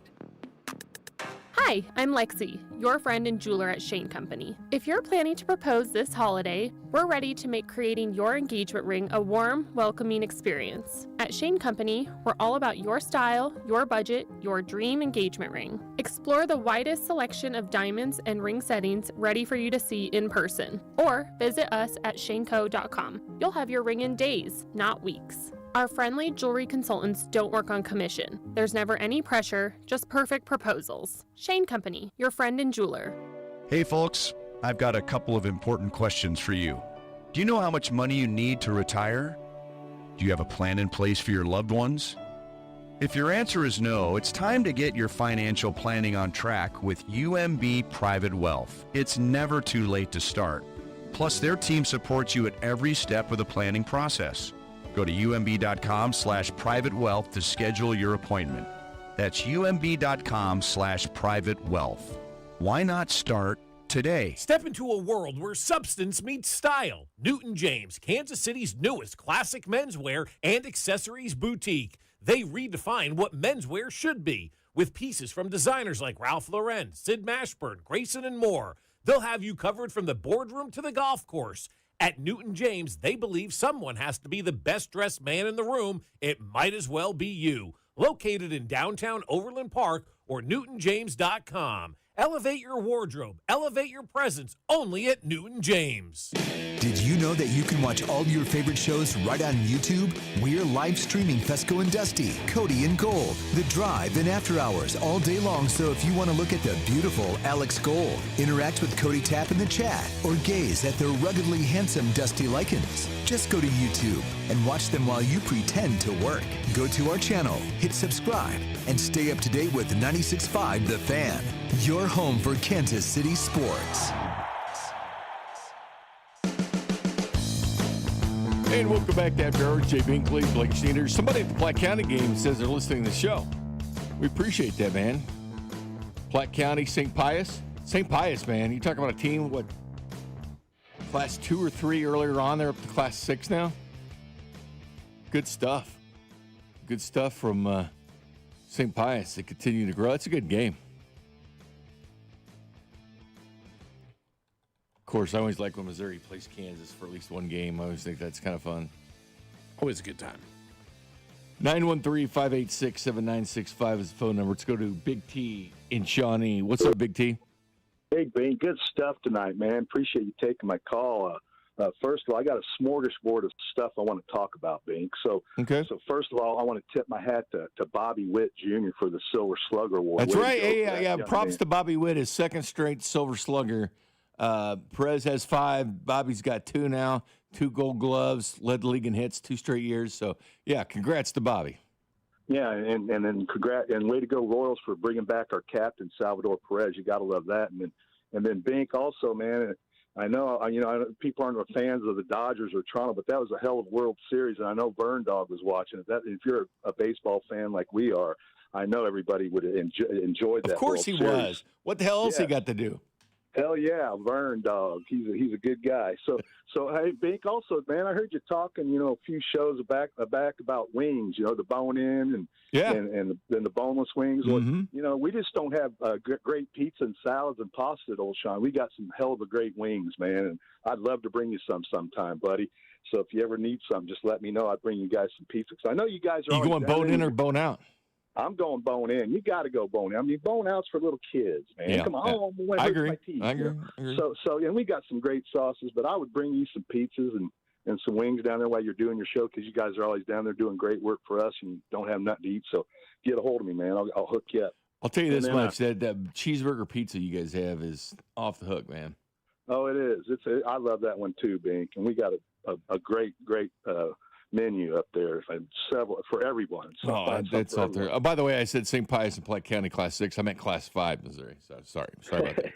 Sorry about that. But high school football is going on, so it's good stuff. Yeah, high school football. You got to watch the playoffs tonight. So, and Bink, I heard you talking about Sauce Gardner. I'm in agreement with you on that. I mean, the day of the shutdown corner like Deion Sanders is gone. I think that was a bad move, a desperate move on Indianapolis's part.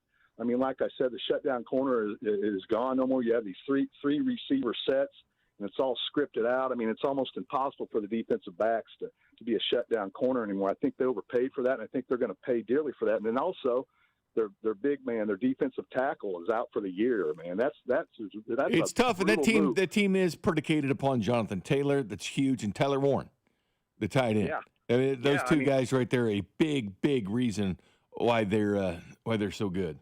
No, they got a great against bad teams. Offense. They're good.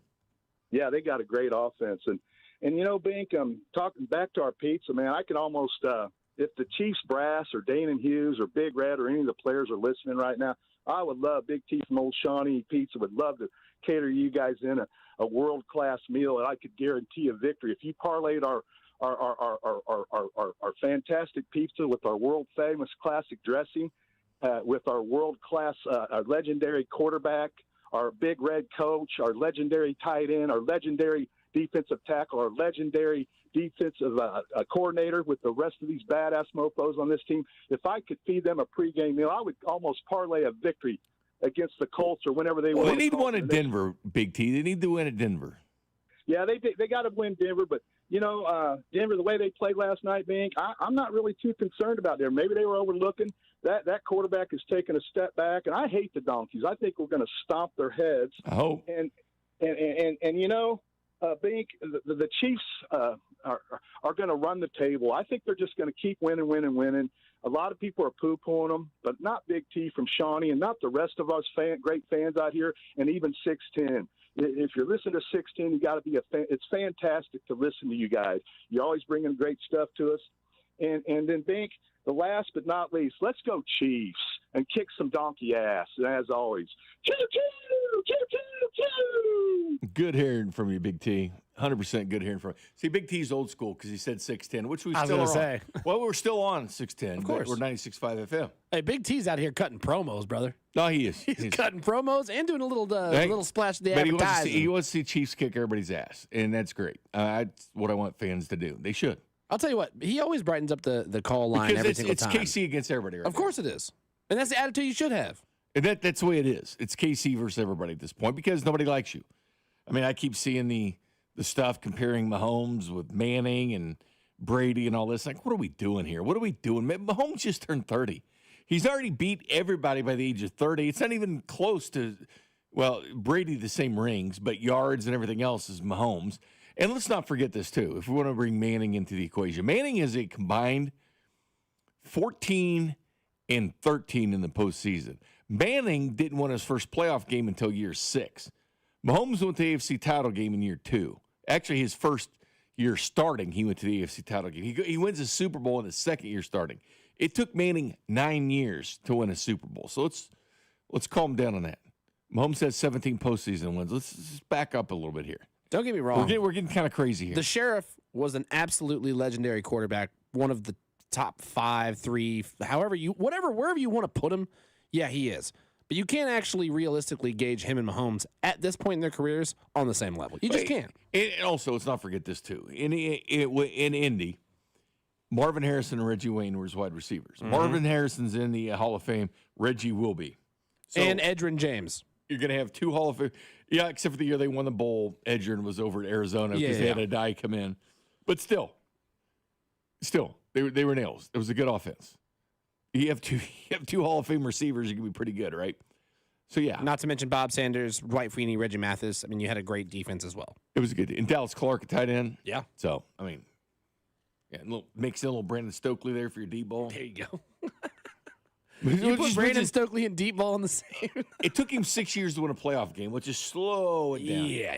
Mahomes in the AFC title game, his first year starting. So let's just slow down. I mean, when the worst you've ever done is come the closest you can possibly come in the AFC title game in overtime is your losses to end a season. Yeah, I don't think there's really much of a comparison. I mean, it's an easy mic drop, honestly. If you're arguing with somebody, it's an easy mic drop. You just say, he's never not been to the AFC title game and lost in overtime or the Super Bowl. That's it. That's the only thing you need to say. And then drop 17 postseason wins because the only guy that's got more is Tom Brady.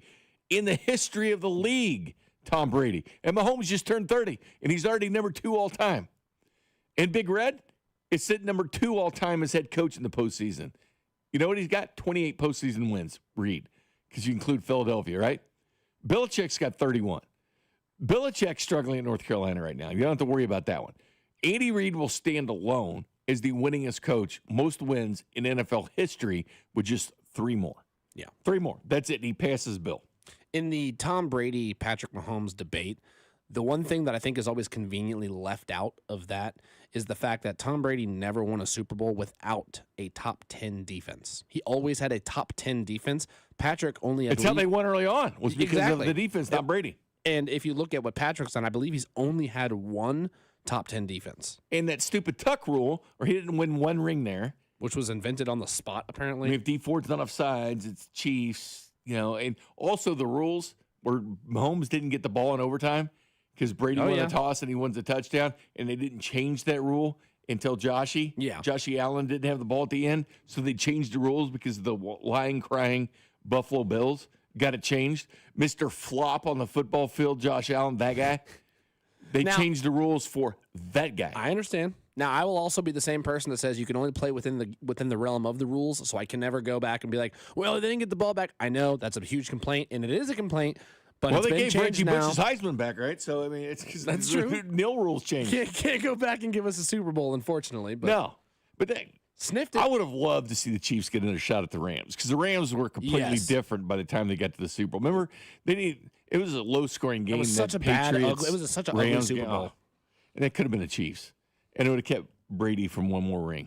And then Mahomes had his chance at Brady, obviously, against the Buccaneers because it wasn't like the regular season loss. With his third-string line. But that was a weird game because it was the first time a team hosted a Super Bowl in their own stadium. Yeah, that was weird. Everything Can you about imagine that had Super that Bowl been was an weird. Arrowhead? Can you imagine had that been an Arrowhead? Oh, the Twitter talk would have been out of this world. Yeah.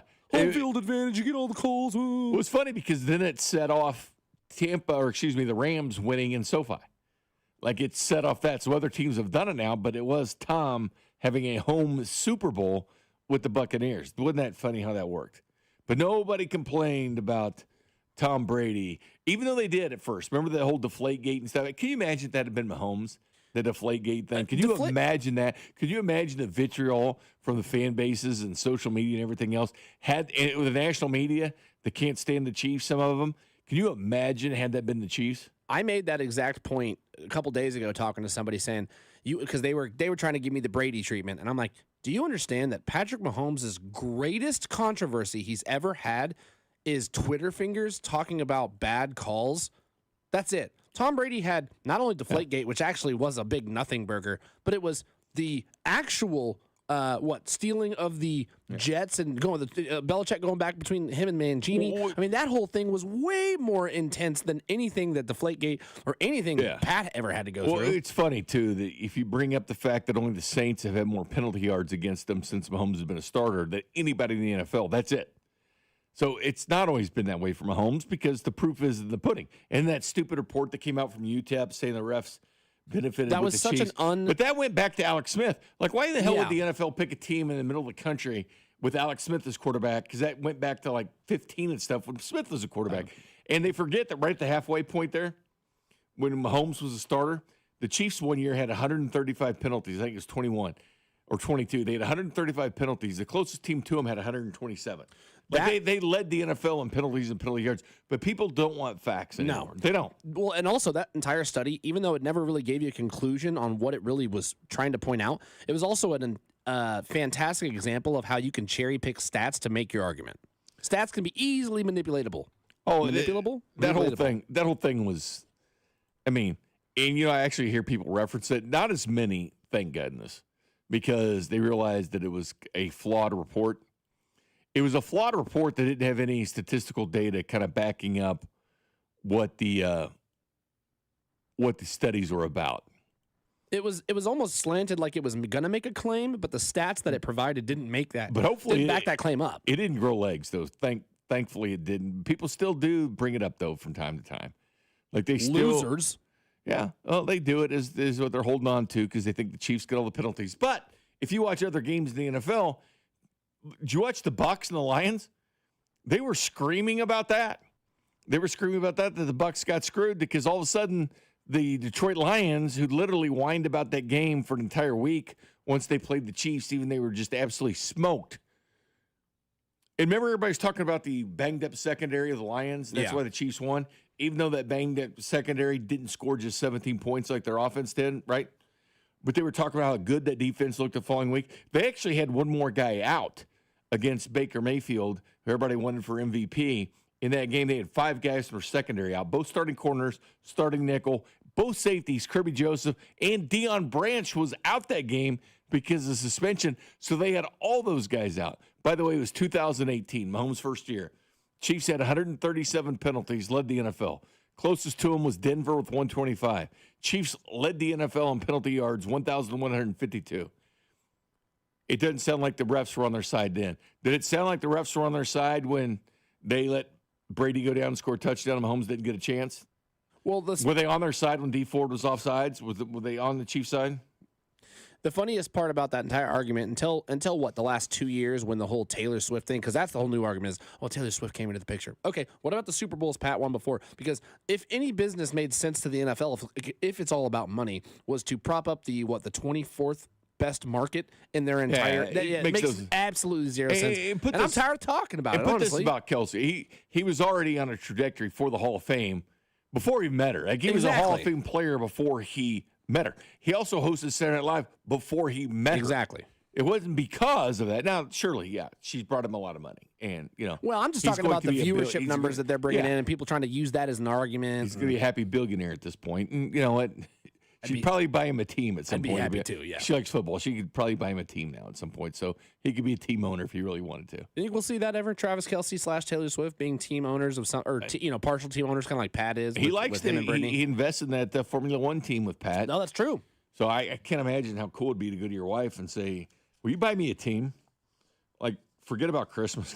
I don't need a Christmas gift. Give me a team. Can you just buy me a team? Yeah. Like, I know you love football now and everything. Can you just, go ahead and give me that team, baby? I don't need a hat. Just give me a team. All I want for Christmas is a brand new team. I mean, it's all. Hey, the Jags are for sale. Hey, they're not, but I'm just, making it up. Hey, Jags are for sale. Can you buy them for me? Pat and I will run it. Yeah. Someone buy, when they're all retired, somebody buy the Browns, turn that thing around. He might actually be interested in that because of the Cleveland background. Why not? Yeah. He's in a perfect situation. That'd be funny. All right, we didn't get to the WS, the World Series, baseball, and what's going on with our boys in blue. Hey, and Big T brought up, hey, props to Bobby Witt Jr. That just came out earlier. He's the Silver Slugger for the second straight year. It's unbelievable what he's doing. I'll say this, too. Yes, the offense didn't produce, and we know what's kind of the problem. It's corner outfield. I mean, you can kind of identify what the problem is. But only 15 guys in Major League Baseball had 100 ribs. 15. Royals had 2 of them. Vinny and, not even Bobby, Vinny and Sal. It's crazy. It's crazy. But the words for Major League Baseball stretch out. I think the 13th is when they give out MVPs. Which will be interesting, to be honest with you. Usually it isn't, but the judge, Kyle Raleigh, argue it back and forth. That's going to be fun. But we'll discuss baseball next. You're listening to After Hours, brought to you by Twin Peaks. Eats, drinks, scenic views on your home for Kansas City sports. 96.5, The Fan. Check engine or ABS light on? Take the guesswork out of your warning lights with O'Reilly Veriscan. It's free. Ask for O'Reilly Veriscan. O'Reilly Auto Parts. Hi, we're the people who have everything. There's nothing you can get us we don't have. We have 7 mini vacuums. And Pearl-handled pickleball rackets. See? Need a gift for someone who has everything? The Kansas Lottery has you covered with holiday scratch tickets in $1, $2, $5, $10, and $20 options, with instant wins up to $100,000. You could win even more in second chance drawings. Did he say thousands? We could always use that. See kslottery.com for details. Twin Peaks is the best in the game. Here, your favorite drafts are poured at a frosty 29 degrees, and rare barrel-aged whiskeys are served just the way you want them. It's bigger game days and bolder fight nights. I mean, where else can you find a scratch kitchen that always comes in clutch every day from lunch to late night? Only at Twin Peaks, the #1 sports bar. Twin Peaks Scratch Kitchen scores every time. Dig into hand-smashed burgers, chef-inspired flatbreads, and more at your local lodge. Man, if your stream isn't as strong as it used to be, or you're taking more breaks to the bathroom than the last 2 minutes of a televised football game, there's another timeout. We'll be back after this. it's time to get checked. An enlarged prostate, or BPH, could be the cause. And Kansas City Urology Care is here to help. Fast answers, trusted care. Don't wait. Come see Kansas City's largest, most experienced, and most advanced urology team. Visit kcuc.com today. At KCUC, you see the best in KC. I'm worth more. I'm worth more. I'm worth a lot more. And I completely agree. That's why I'll pay more for your car at GiveMeTheVin.com. That's the name of our new campaign. I'm worth more. You are worth more, and your car is worth more, and that's why I will pay more. And remember, if I don't beat the price on a CarMax or a Carvana deal, I'll pay you $100 at GiveMeTheVin.com. Sell us your car. GiveMeTheVin.com. So easy you can do it in your underwear. It was just last week that 16 new students started their Centric journey. Before Centric, they were in the military, driving delivery trucks, handling package, managing warehouses, so much more, even finance. Now, they're all training for new careers in cybersecurity. And at Centric, your background doesn't matter. Cody, you listed off some of the backgrounds of the students, but you know what does matter? Your future. And cybersecurity is the future, and Centric can help make it yours. Go to Centric.com, book a call with our friend Russ Mondry today. Makita's built for the pros who show up early, who don't do shortcuts, only precise cuts. With tools built to last, job after job, year after year. Performance that pays off. Because when the job calls for the best, you answer. And when you need the best, you call on Makita. Built to be the best. Available at the Home Depot. You know that Big Bargain detergent jug is 80% water, right? It doesn't clean as well. 80% water? I thought I was getting a better deal because it's so big. If you want a better clean, Tide Pods are only 12% water. The rest is pure, concentrated cleaning ingredients. Oh, let me make an announcement. Attention shoppers, if you want a real deal, try Tide Pods. Stop paying for watered-down detergents. Pay for clean. If it's gotta be clean, it's gotta be Tide Pods. Water content based on the leading bargain liquid detergent.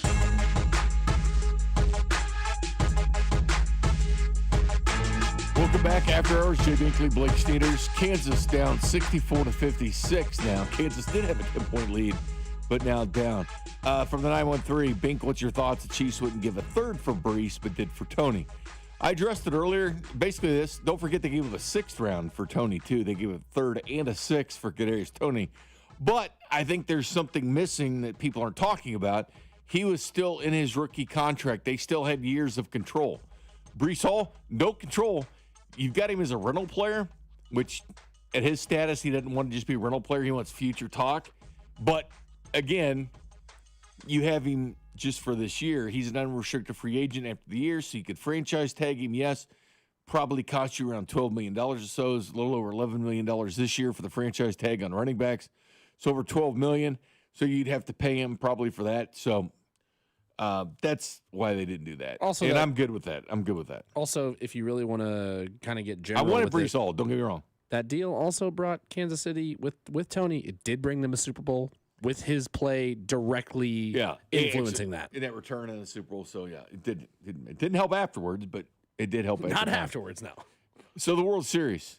Get your opinions on it. I talked to James about it and stuff, and I've talked to other people like Julio last night who, guys that aren't huge MLB fans in general, but that's who I kind of want to reach because I'm going to watch it. And Vern's sitting there and watching it. Guarantee it is. Like baseball people are going to watch it.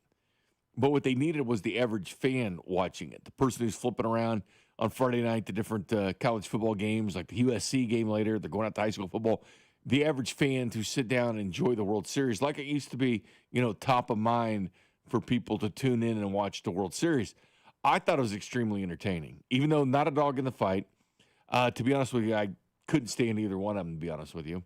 I mean, it was tough because you're dealing with the Dodgers that I know a lot of people, there's a lot of vitriol towards the Chiefs. But here's the thing you have to remember. The Chiefs play under a salary cap. Everybody's got the same amount of money to spend. The Dodgers can spend whatever the hell they want. The Dodgers have 3 MVPs actually in their lineup. And I don't feel sorry for the Blue Jays either. They have the 5th highest payroll in baseball. So not going to get crazy on that one either. But it's funny how different sports, and we don't view teams the same way.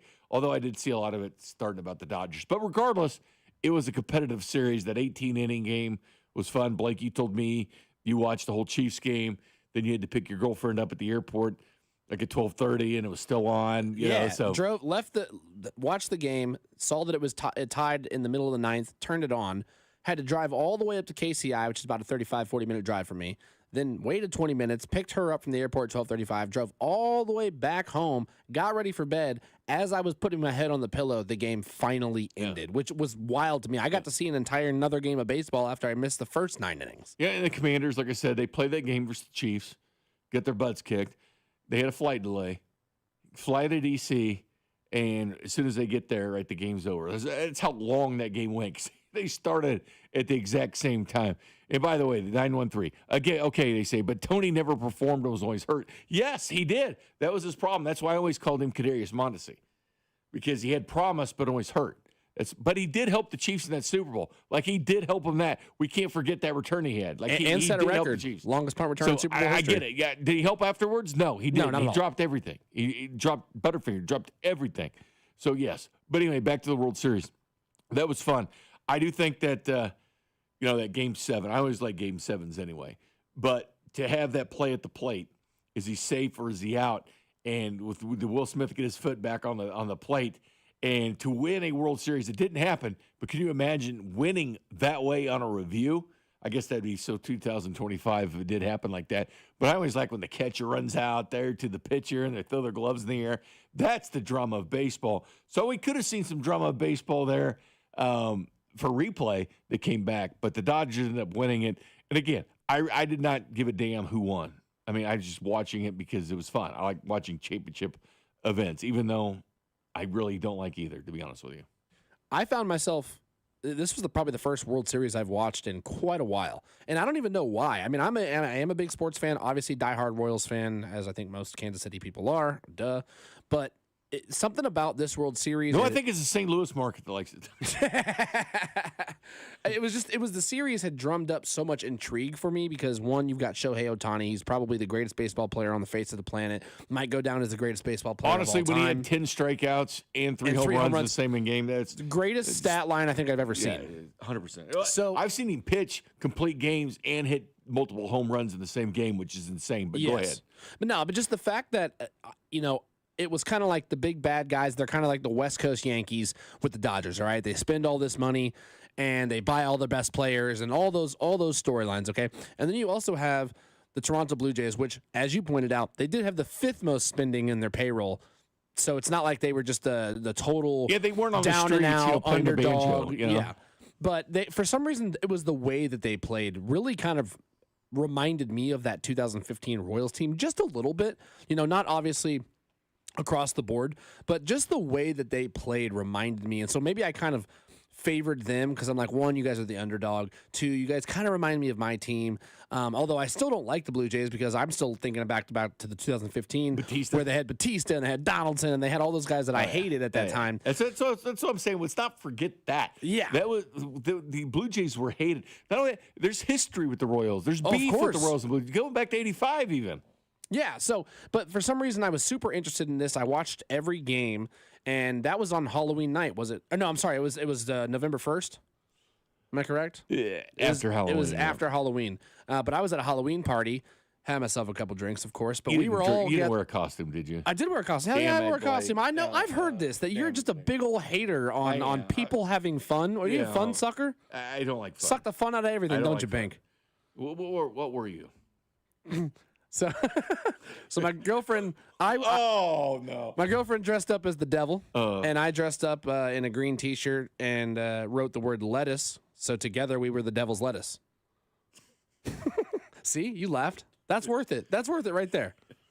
It's a stupid costume, and I thought it was hilarious. You dressed as lettuce. Yes, the devil's lettuce, baby. It was hilarious. Regardless, you know my thoughts on all I know things, your thoughts. So. Just a fun sucker. You'll grow up, Blake, at some point. You'll be like, yeah, it was Yeah, stupid. I don't think so. They've been waiting for 30 years for me to grow up. It still hasn't happened. That's good, though. It keeps your youth, man. Yeah, but it will happen, though. I haven't lost my dinosaur. It'll happen overnight, man. I'll be like, man, I'm old. Like, it'll happen. It'll just be one of those nights you wake up and you go, man, these kids are saying lit and everything now, and I don't know what the hell they're talking about. What the hell does 6'7" mean? Somebody explain 6'7", I don't know what that means. Doesn't either. mean anything. The kids know it. Or they'll call their car the whip, their whip. Oh, Like, yeah. what? You're what? Even though I'm still a youngster, Dad, you're old. I like to think I'm still a youngster, even though I'm 30 years old. I feel like I'm more of an old soul. I never really kind of got onto all the hip things, even as I was growing up through high school and college. Yeah, I never liked have. that. Never did. I had my kids try to explain things to me so I could, attempt to be hip at some point. But I told Grant, Grant used to work here as producer and stuff, and he had K-State season tickets, and he would always go back to games. He was an alum of K-State, right? And he would go to the bars. Like, he'd go to the college bar. I said, dude, eventually you're going to hit that age where it's not cool for you to roll into the college bar anymore. You're going to be old guy, season ticket holder at the football game, and it's going to look creepy at some point. So just remember, you're on that fine line between, okay, I just recently graduated from K-State, to you're a creep now. You can only hang around the 18 to 22-year-old population for so long until you start getting that side eye, like, what is this weirdo doing here? I know. It's just How long did it take for you until you realized you were too old to do that, Bink? a year. No. One and done? No, it didn't. It probably took till I was 28 or so, 29. See, and I think that's I mean, I really respectable. don't think I played video games and stuff all the time when I was late 20s and my 30s and stuff. I did a lot of stupid stuff. But I think having kids, it calms you a lot. Like, Yeah. Where all of a sudden, I never forget, like, you get to the late 20s or whatever, and, like, your friends, you'd always go to the bar with them, right? You'd go with the guys to the bar or whatever, and they'd be like, hey, and they'd go pick you up at 9, or you'd pick them at 9 or 10 or whatever, and you go out. Well, then it became that age where, 8 or 9 roll around. You're like, I don't think I'm going anywhere. You need to have a few beers at home. You're like, I'm not going anywhere, right? So you start to realize at that point you're getting too old. Then you're like, if you don't have my ass out of this house by 7, we ain't doing nothing. So you get that age, you know what I'm saying? So let me ask you this before we pivot to something else. Since you played video games growing up, because my parents And keep in mind, late. it was college football I was addicted to. Yeah. The college, I mean, So I was addicted to that game. Were you able to play games with your kids while they were growing up? I did, or I'd wait till they go to bed. Okay. You don't game anymore though, right? No, I don't. No college football 2014 anymore. No, I wish. I mean, there's times I wish, but I don't know if I have time. I'm just for curious it. because we're No, now. I did. I'll be honest with you, I did. I mean, I was still married, and I did. Yeah. Because we're now into the And I'm not, generations. and maybe that was the reason. I'm just saying it could have been one of them. We're now into the generations where the kids and the adults will all have grown up gaming. So I think that might be a new bonding experience that we see as the parents. Mine are was aging. different though, because it wasn't like playing different people online or whatever. It was just playing true. the computer or whatever. Of course. And that was mine for most of my life. I was addicted to 04 college football, to be honest with you, if I want to date myself. But here's the thing. I'd go out and buy 05, 06, 07, but I'd always take it back because Come back to 04. I just was addicted to that game, and it didn't matter because you're recruiting players anyway, and guys are changing, and now it's different because name, image, and likeness has clearly made it different. And the game's pretty damn sweet, to be honest with you. I still go back and and play. I like playing Madden, too. I still go back and play Madden 05. I'd play all sports games except for Grand Theft Auto. Like, for some reason, that was one of the games I like. It's a classic game. I like the jacket car, and drive it around. Punch an old guy and jack a car, and then you just start fighting with start somebody. shooting things. It's like take out that aggression, Of course. Then go play football to take That out way you aggression. don't carry it over into real life. But I used to love that, man. I'd recruit. All my receivers were all like 6'4", 6'5", over 200.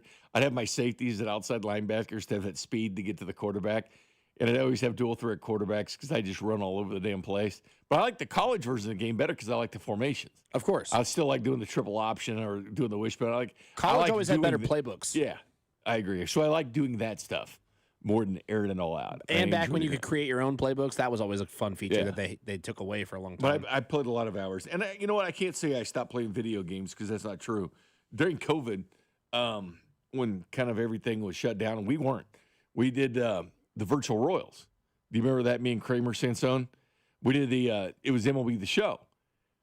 So when the shutdown happened and the Royals season stopped, well, it didn't start, we played the Royals schedule, and we did it every night. and we'd put it on social media, like who's pitching that night or whatever. It got to the point like even Brady Singer's dad and stuff was watching this and chiming in on the chat box, and even Brady at time was answering questions like who's the toughest hitter you ever faced and stuff like that. And we're the home of the Royals and stuff, so I'd bring some of them on, for the pregame and stuff. It was just a video game, but people enjoyed it because it was the only sports going. Yeah. So we kept it going until like July 24th or whatever when baseball resumed. So Kramer and I, every night was one game. And like real Royal schedule, we played with the schedule they should have had. And if it's raining in Detroit, like that night, it would be raining in our game that night. That's hilarious. We kept it by the books, and we had guys starting.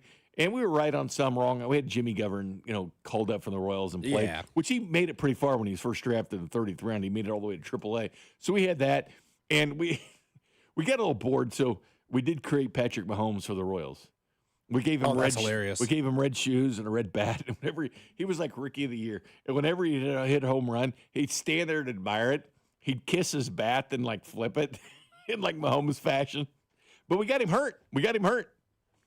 So we had like a fake beach call in or something. Like, what the hell you have my guy playing center field for, But anyway, so yeah, that is true. I was, in my late 40s playing video games still at It's going to be now it's going to be until people are way old. Yeah.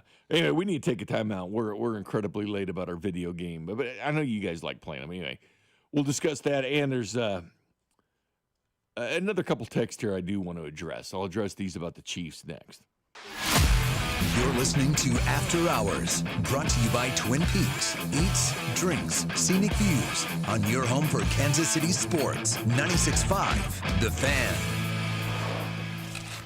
Hellsberg gifts checked off the list. Now, time for wrapping. Earrings for mom. A gold bracelet to match the rings Danielle wears every day. And for dad, a new watch, because we all know he needs one. All right, this is going to be a good one. Our favorite things for your favorite people. Shop in store at Hellsberg.com for up to 50% off. At Casey's, when someone asked for a cup of coffee that wouldn't put them in debt, but still had freshly ground beans, rich flavor, and a price that starts with a 9 and ends with a D9 cents, we were too nice to say no. Any size darn good coffee, just 99 cents with Casey's Rewards. Limited time only. See store for details. Smokehouse Barbecue has always been our choice when it comes to barbecue in Kansas City. We love everything about Smokehouse Barbecue. And now Smokehouse has street tacos, their newest menu item. 3 flour tortillas, chopped burnt ends, and smoked sausage, plus corn elote and Cajun sour cream and a side. And now, every Tuesday, kids eat for $1.99 with the purchase of an adult entree. So visit Smokehouse Barbecue in Gladstone, Zona Rosa, or Independence, and at smokehousebbq.com. It's Smokehouse Barbecue.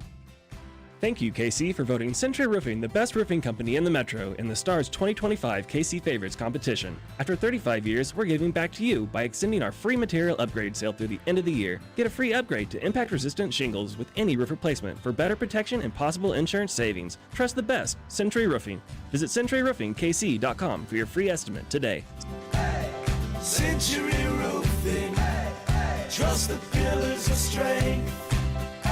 Century Roofing, we've got you covered, KC. Need to sell your house in Kansas City but not sure what the best option is? Selling a home, especially when dealing with foreclosure, divorce, job relocation, or an inherited property, can feel overwhelming. That's why I don't just make offers. I help homeowners understand all their options so they can make the right choice with no pressure and no obligation. I'm Rex, a local homebuyer and resident right here in Kansas City. Whether you're looking for a fast cash sale or just want to explore your choices, I'll walk you through the pros and cons of selling to me or listing with an agent. If selling directly is your best move, I'll offer you a fair cash price and a closing timeline that fits your needs in as little as 7 days or on your schedule. No repairs, no commissions, no hidden fees. Just a transparent, hassle-free process so you know exactly what to expect. Let's talk. Call 816-330-6000 or visit rexbuyskc.com for a free, no-pressure consultation. Rex Buys KC, helping homeowners make informed decisions with confidence. Nationwide is so much more than a great insurance company.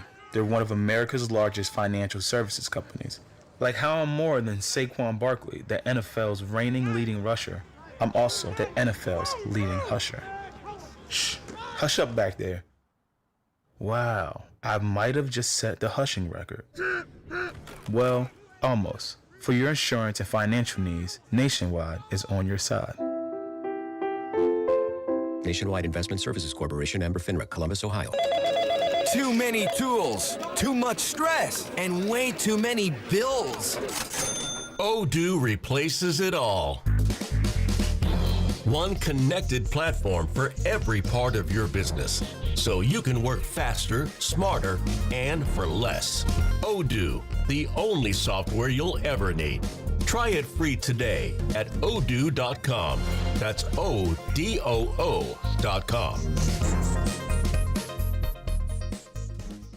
You're listening to 96.5 The Fan from the DM Injury Law Studios. Mike's got this.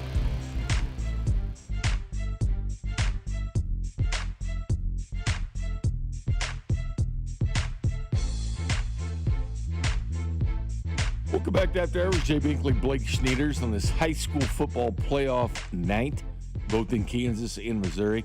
From the text line, 913-586-7965.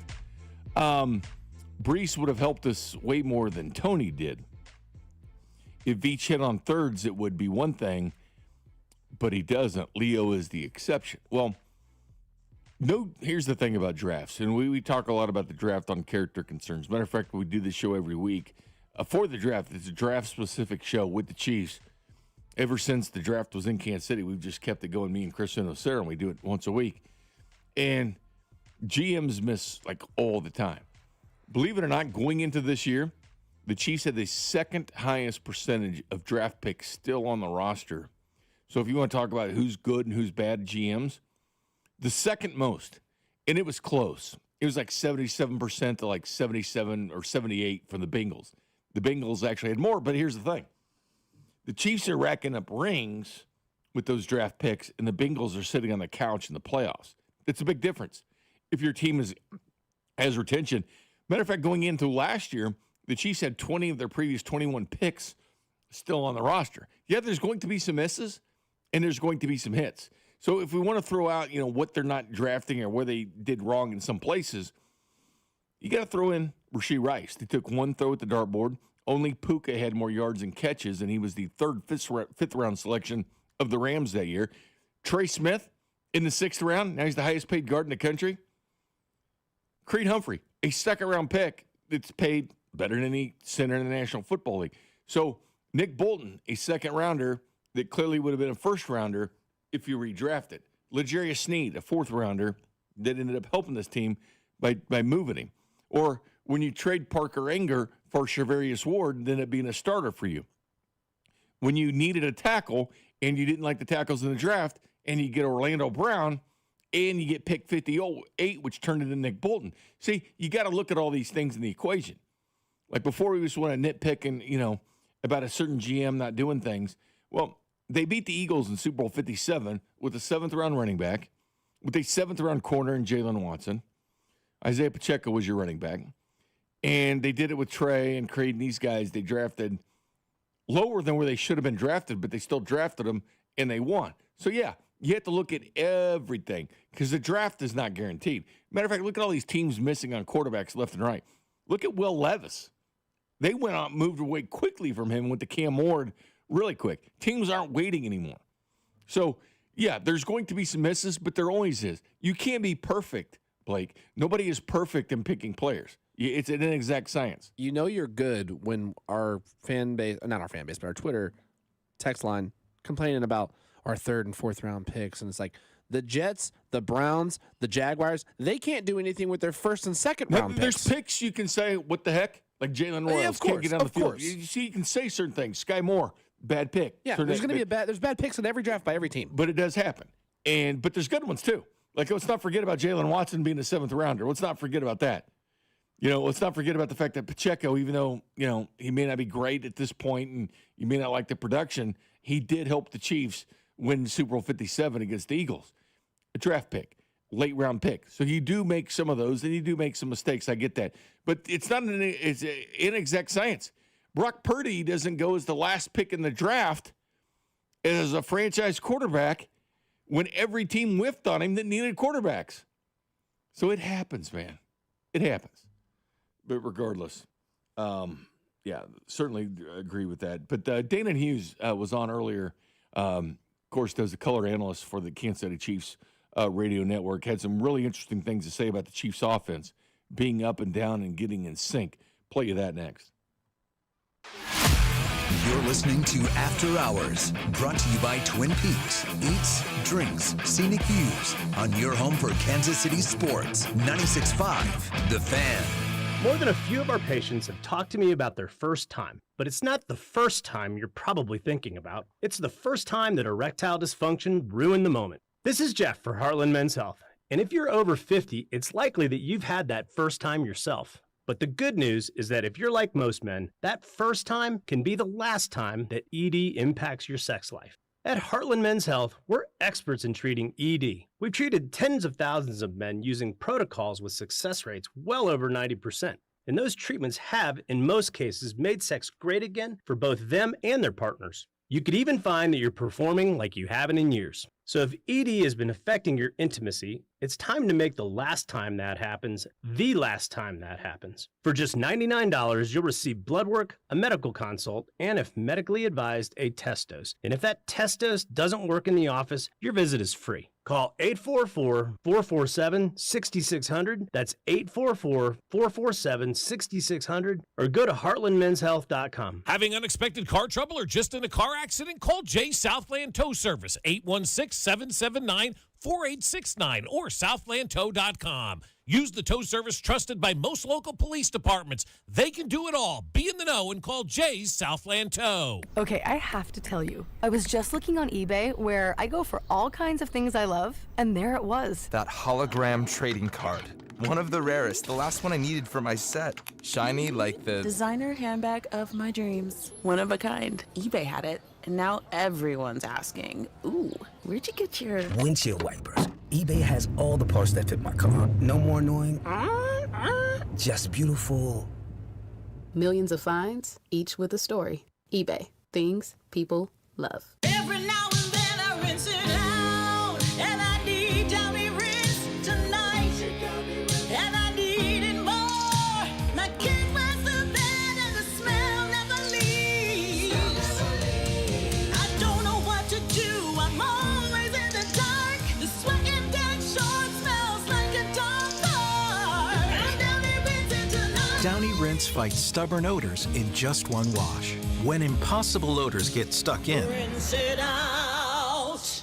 Hi, I'm Emily, your friend and jeweler at Shane Company, where a small box with a burgundy bow will help you win the holidays. As an in-house designer, I love creating meaningful, fine jewelry gifts. Choose a necklace with a gorgeous infinity charm to symbolize your everlasting love. Or go for a personalized piece with an engraving, their zodiac sign, favorite color gemstone, or their initial accented with pave diamonds. Because a friend wants you to be a holiday hero. Stop by or shop now at shaneco.com. Shane Company, your friend and jeweler. Every Kansas City neighborhood has its own buyer preferences and price points. Dawn Sharp at the Sharp Homes team's deep understanding of various neighborhoods means they know exactly what buyers in your specific market are looking for and willing to pay. And then the Sharp Homes team can give you options. Do you want to skip the showings and open houses and go straight to sold? Contact them to discuss their instant offer program. Contact the only agent I would trust if I needed to sell my home. It's Dawn Sharp with the Sharp Homes team, brokered by Epic Realty. Google them, Sharp Homes team, and start packing. DQ presents the sound of your next meal at DQ. It's the sound of savoring a signature stack burger, loving a chicken strip basket, or digging into everyday value with a $7 meal deal. Wait, where is the sound? Am I missing something? Oh, it's quiet because they're too busy enjoying their DQ food. Makes sense. So delicious and so peaceful. Grab your favorite from the DQ food menu today at participating U.S. locations. Only at DQ. Happy tastes good. The Drive, weekdays starting at 2 on Kansas City's FM sports station. 96.5 The Fan, KFNZ FM and AM, HD1 and HD2 Kansas City, and Odyssey Sports Station.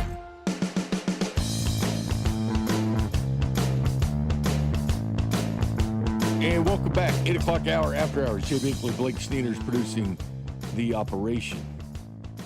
Well, I will say this. It isn't an exact science. So people are saying, get a proven guy. with that logic, you have a chance of missing more than hitting. Well, trade the pick. Well, it's got to be the right trade partner. And a lot of times trades don't end up working. You look back at it, like who made a trade that actually helps them through the season. And a lot of times it didn't happen. For instance, 2 years ago, the Titans spent more money than anybody on defensive players in the country, in the NFL. And they picked first in the NFL draft. Did it help them? No, it didn't help them. They traded for L'Jarius Sneed. How much did that help them? It didn't. You can make moves. The Panthers spent more money than anybody last year in free agency. So that's the other thing, too. 7 out of the last 10 highest spending teams didn't even make the playoffs that spent the most in free agency. Didn't even make it. It's an exact science. But you do look at what they do. 2022 draft for the Chiefs. Trent McDuffie, pretty good player, huh? George Karlaftis, same draft. Pretty good player, huh? Sky Moore, didn't work. Brian Cook, it works, he plays. Leo Chanel, does work, he plays. Josh Williams, well, he's expendable at this point. He could have been traded before this year, but I don't think anybody wanted Josh Williams. Kennard didn't work. Jalen Watson did. Pacheco did. Johnson did. 2021, Bolton worked. Humphrey worked. Kane Doe, no. Gray did work, serviceable player. Cornell Powell was on the practice squad for there, didn't really work. And then Trey Smith. That's a pretty good draft pick. Again, you're not going to hit on them all. Nobody does. Matter of fact, you go back, look at the drafts, and you think, remember Luke Jokel or Eric Fisher? Remember that whole, debate? Well, actually, Lane Johnson turned out to be the better one of anybody. Yeah, Lane Johnson was fantastic. But sometimes it works and sometimes it doesn't. It's an inexact science, man. I always thought Mac Mayock would have been good because he was like the draft guy, one of the draft guys I like best. And then when he got his GM, I was like, okay, what's going to happen now? Because he knows all GM's tendencies. Because he talked to them all. All right, which direction are they going to go in the draft? So I thought he kind of had an upper hand, which clearly turned out to be wrong because he was part of the Alex Leatherwood draft, wasn't he, in the first round? Yeah, he was the Raiders GM, correct? Yeah. Yeah. Didn't work out. Is that just a curse for the Raiders? That they haven't been able to draft well since Especially I don't in the even first know rounds. when? Especially in the first rounds. I mean, it's just been an inexact science for what they are and what they do. Yeah. But you're not always going to hit, and free agency is not always the answer either. And No. again, what I'm saying about free agents, you know how difficult this system is. And to just take somebody from another team and say, go. Well, first of all, you have to have the trust of the coach, the coaching staff, to call plays and trust you. And then, two, the quarterback has to know what you're doing. Because their offense is different. Just like Devontae Adams said during that Commanders game, he's on the Manning cast. Because I don't even know if they have a playbook, man. And the Ravens' old defensive coordinator, Wink Martindale, said it's the play they call and the play they run. And I always give this example on Noah Gray. Mahomes plants the ball on the 5-yard line. Nobody was there. He expected Noah to break off his route and run a 9 straight to the end zone. Didn't do it. He instead ran the route he was supposed to do and was running right towards the safety. Well, Mahomes saw that, and he put the ball where it should have been because he didn't have the connection like a Kelsey or Rashee Rice does with Mahomes. So there are, and for Spags defensively, it is very tough to get somebody that he trusts. He didn't even trust Christian Fulton at this point. He didn't even get on the field. So sometimes it's not as easy as you think, just going to another team, learning the playbook, understanding the tendencies of the team, what they're doing, what the quarterback wants them to do. That's tough. Yeah, big names, good players, but will they fit in this system? Now, I have seen some criticisms with the Spags and the Andy Reids of you guys bring in these guys and then you never let them see the field.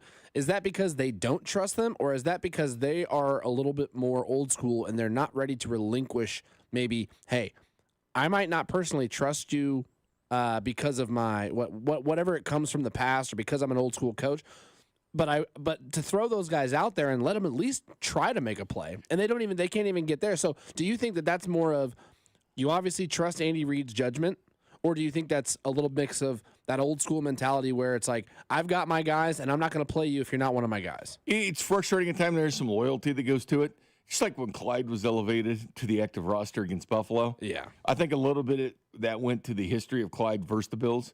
And I think a lot of it went down to pass protection and, the offense. Because even though Mitchell's been here and was here through OTAs, was here through training camp, and let's not forget, Mitchell did make more signing bonus and more money than Kareem Hunt. But Kareem Hunt was back here because he knew the system. He knew what the expectations were. So they do lean on guys that have been here and done it before. And it's hard to argue, let's be honest with you. It's hard to argue for a team that's gone to 5 of the last 6 Super Bowls. This isn't the Cleveland Browns here. You know what I mean? That's true. You know what's funny is either right before or right after they elevated Clyde, I was out at the Oak Park Halloween Spirit Store, ran right into Carson Steele. I was thinking, oh man, Carson, since we're down Pacheco, Carson might get the call up. Nah, they brought up Clyde instead. It's always tough when you make picks and trust. I'll tell you who's really instrumental and doesn't get any credit for things is Rick Burkholder, the trainer, because the Chiefs don't typically draft people with big injury histories, but they have lately. And Trey Smith was a big part of that. They did their evaluations on it.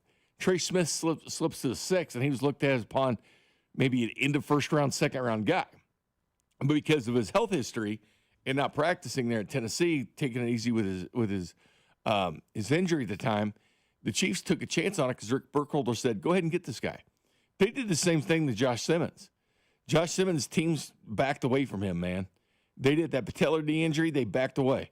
And to their credit, they brought him in for a top 30 visit when they do that, and they trusted the training staff to go ahead and throw a dart and get him. And that's Rick Burkholder in that. Yeah, it takes your Mahomes, it takes your players, it takes your coaching staff like Andy Reid, and it takes your front office too. And beyond that, was add a fourth thing to it, was add the training staff to the equation too for getting picks. Well, and that's on a guy that you particularly weren't very high on originally in the beginning. I don't know if you've changed your tune since then. Obviously, I haven't really heard you speak about it maybe since, or if I've just missed it. But I know that originally I don't think you were necessarily a Josh Simmons fan pre-draft. Yeah, pre-draft because post-draft. What's your evaluation? Because pre-draft, it was, is he going to be ready? Because I knew this team needed a left tackle now. Yeah, and that injury is not easy to get through. The patellar knee injury, it's not. Rashawn Slater's got the same thing with the Chargers. He's out for the year, and it's tougher for a big guy to come back.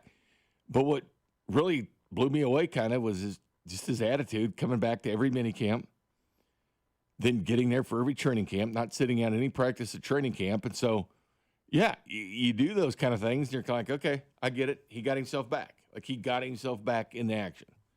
Like, he was ready to go. So that kind of changed my tune. And obviously, I know everything been going on the past 4 games. It's totally separate. It's a totally separate deal. Totally separate deal. But you have to be careful in who you pick because it matters, especially that left tackle, because I think there's 4 positions: the quarterback, left tackle, a shutdown corner, and an edge. Like, those are very difficult positions to find somebody else to do. Dana Hughes was on, I think, with Cody and Gold earlier this week talking about the offense and how it has to adjust each and every week. And there's something about the receivers here that I think should be noted. I think they're just still growing into themselves. You guys have heard me say this, and I'll stick to it. There are some teams, as of week 4, never mind week 10, but as of week 4, that we saw the absolute best that they could be. Like, that was as good as they were going to be. They were just holding on for dear life and hoping they can carry that momentum through the rest of the season and through the playoffs. Not so much with us, and that's not a bad thing. Like, who wants to be the best team in September? Now, I will say I didn't think 4 losses at this point would be where we are, but I don't have a problem with a team that's growing, figuring out ways to win. That's unfortunately what we're seeing with Denver, unfortunately what we're seeing with the Chargers in our division, but other teams figuring out ways to win close games, Tampa Bay Buccaneers and several others. We just have not been as fortunate. Having said that, like, where this offense is, we just got our number 1 receiver back. We were out of our number 2 receiver from a fully healthy standpoint for several weeks. You can't name another team in the league from an offensive standpoint that could lose 1, possibly 2 of their top guys at receiver positions and still win football games. Never mind be in the running for playoff positioning. Like, that's just the nature of where we are in this league. There's adjustments. This bye week is about adjustments. It's about self-scouting. Internally, Brett Veach and his staff, the scouting department, are dissecting everything about this team: offense, defense, special teams. What's worked, what hasn't worked, who hasn't worked, who can be in a different position, who can be elsewhere, what the continuity of this offense. Xavier Worthy is a guy, young, still in his 2nd year. You've been thrust into that number 1 receiver position for over a year. And now all of a sudden Rashee Rice comes back. How do you get acclimated to that number 2 receiver? How do you make noise and be productive in a role when you're not the focus of the offense, or at least the primary focus of the offense? Everything doesn't flow through you. Rashee Rice is the one that's getting the handoffs in the backfield and running the jet sweeps, and you're not. So that's an adjustment, not just for any player, but for a young player. So that's where the reset button is pressed this week in regards to the bye week, and that's why it's important. We've had bye weeks in week 5 or week 6 earlier. I think last year we did in previous years. This is why it's perfect timing, because you have a body of work that now you can go back to the guys and you can challenge the Chris Joneses. You got 13 tackles on the season. You can challenge the Xavier Worthies. Now we got to figure out, it was all well and good when it was training camp, when Rashee Rice was practicing and everything was in practice, but now we have a body of work where we're seeing both of you guys on the field and what kind of adjustments each guy has to make so this offense becomes more fluid. So that's why I like where we are now. It's just a matter of these games coming out of the bye week, and Andy Reid has been great with that extra time and after bye weeks when you're playing at Denver and then you have Indianapolis coming here. Like, that's where it makes it essential that we get those wins. Makes a big difference. Andy Reid once again 9-3 with the Chiefs after the bye, 13-1 with a Philly after the bye. He's very good after the bye. Now, if both teams have a bye before, he's 3-4 against that. So it does have its thing. But yeah, these receivers, it does make a difference, because something Andy Reid said during minicamp, he's like, well, it's a big difference having these guys back. You know, even though Hollywood was hurt or she was hurt, they were still here. Like, they knew it. And Andy Reid talked about, during minicamp, putting in different installs, week 7, week 8, midway through the season, because to get everybody on the same page, because it is a complex offense in what to do and how you do things. So there is that part. And as far as Worthy, yeah, I mean, you always expect that player to take that next step year 2, because I love the production from the midway point of the season on from Xavier Worthy. I don't know how much that injury's still hurting him a little bit, because he's not an injury-prone guy. Matter of fact, he never sat out Pop Warner or high school football or at the University of Texas. Never missed a game. But when you run into Kelsey, that's when he missed 3 games after that. And it was much different. So I don't know what to expect. The whole tell thing that Harrison said, there was a tell that he was doing when he knew he was getting the football or not. That's something that can be coached out of it. But, again, this is why I think Rashee Rice, who will be eligible for an extension this year, because 2023 draft picks have 3 accrued years, so they can get the extensions. You don't have to. You still have a 4-year contract if they weren't in the first round. You get the 5th-year option if you were first round. But we saw it happen with Purdy. He was a 2022 draft pick, got extended. He was on a 4-year contract because he went in first. And then Karlaftis, that was a first, got an extension as well. So now it's a 26 class. The 26 players that were drafted in 2023. And that's why I've always looked at Rashee Rice being a guy that is lined up in 8 different positions with the Chiefs. That's clearly, out of all the receivers they've had, that's Mahomes' guy. That's going to be his guy going forward. Why not give him something that's good for him? And I think that an extension could be worth it for the Chiefs, because you know what? Karlaftis ended up being a really good deal for the Chiefs. Even though I've seen the comparisons with Aiden Hutchinson and Karlaftis. Have you seen those? Very, very similar numbers. In some, Karlaftis was better. Aiden's a better player. I get that. But Aiden just got a contract double the money Karlaftis is making per year, from 45 to 22 of Karlaftis. Is he twice the player of George? Don't think so. Chiefs got a deal on the extension for George Karlaftis. I think Rashee Rice, you get a top 10 receiver and pay top 30 money. Especially when you see what the DN market is probably about to do. Well, just with the guys in general, and you didn't really know what was going to go on with Trey Hendrickson, because he was begging for a new deal or to do something, somebody to sign or to get traded or whatever. And he's just sitting out there. And he's just sitting out there.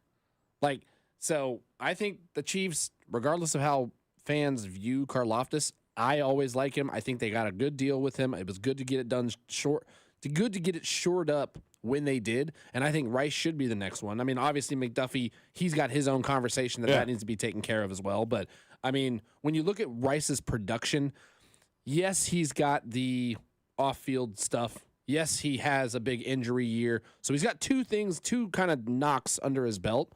But when he's on the field, outside of that one issue with the speeding. And it's a true number one. The Chiefs have a true number one. They have a true number one. I mean, it's time to take care of him and what he goes for. Here's what I was talking about. This is what Andy Reid said in minicamp. No, I think that'll be a positive thing. They haven't been on the field together other than training camp. So it's, I think they're looking forward to it, maybe even more than I'm looking forward to it. I mean, they're excited to play together.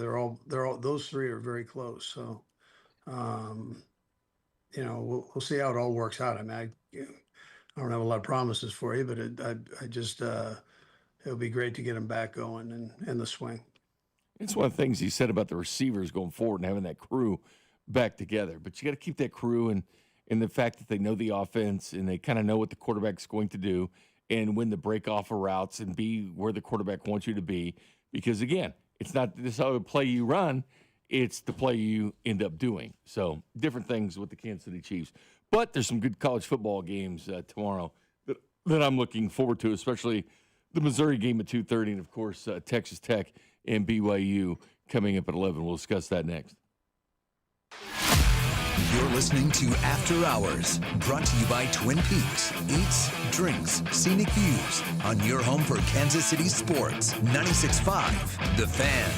Step into a world where substance meets style. Newton James, Kansas City's newest classic menswear and accessories boutique. They redefine what menswear should be with pieces from designers like Ralph Lauren, Sid Mashburn, Grayson, and more. They'll have you covered from the boardroom to the golf course.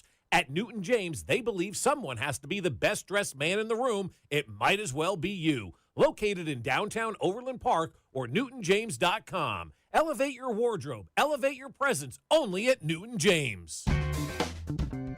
Hey, it's almost Andy Reid. Who knew dressing up for a Halloween ball would change my life forever? Now I get to celebrate with the best fans and everything Kansas City. Oh, yeah! My journey also led me to Renner Garage Door, Casey's go-to team for garage door repair, replacement, and service since 1956. Renner features an MVP lineup from Belden, Amar, and Liftmaster. R-E-N-N-E-R, R-E-N-N-E-R. BetMGM is coming soon to Missouri. On November 17th, sports fans in Missouri can pre-register and get up to $1,500 paid back in bonus bets if their first bet loses, plus an additional $100 in bonus bets if they deposit before December 1st. Enjoy a betting app that was designed for game day with features like live bets, same-game parlays, BetMGM reward points, and surprise boosts dropping in your account all throughout the season. It's everything a sports fan could want in one app. Pre-registration is coming soon to Missouri on November 17th. BetMGM, make it legendary. Gambling problem? Call 1-800-GAMBLER. See BetMGM.com for terms. 21 and older only. Missouri only. New customer offer. Subject to eligibility requirements and minimum deposit of $10.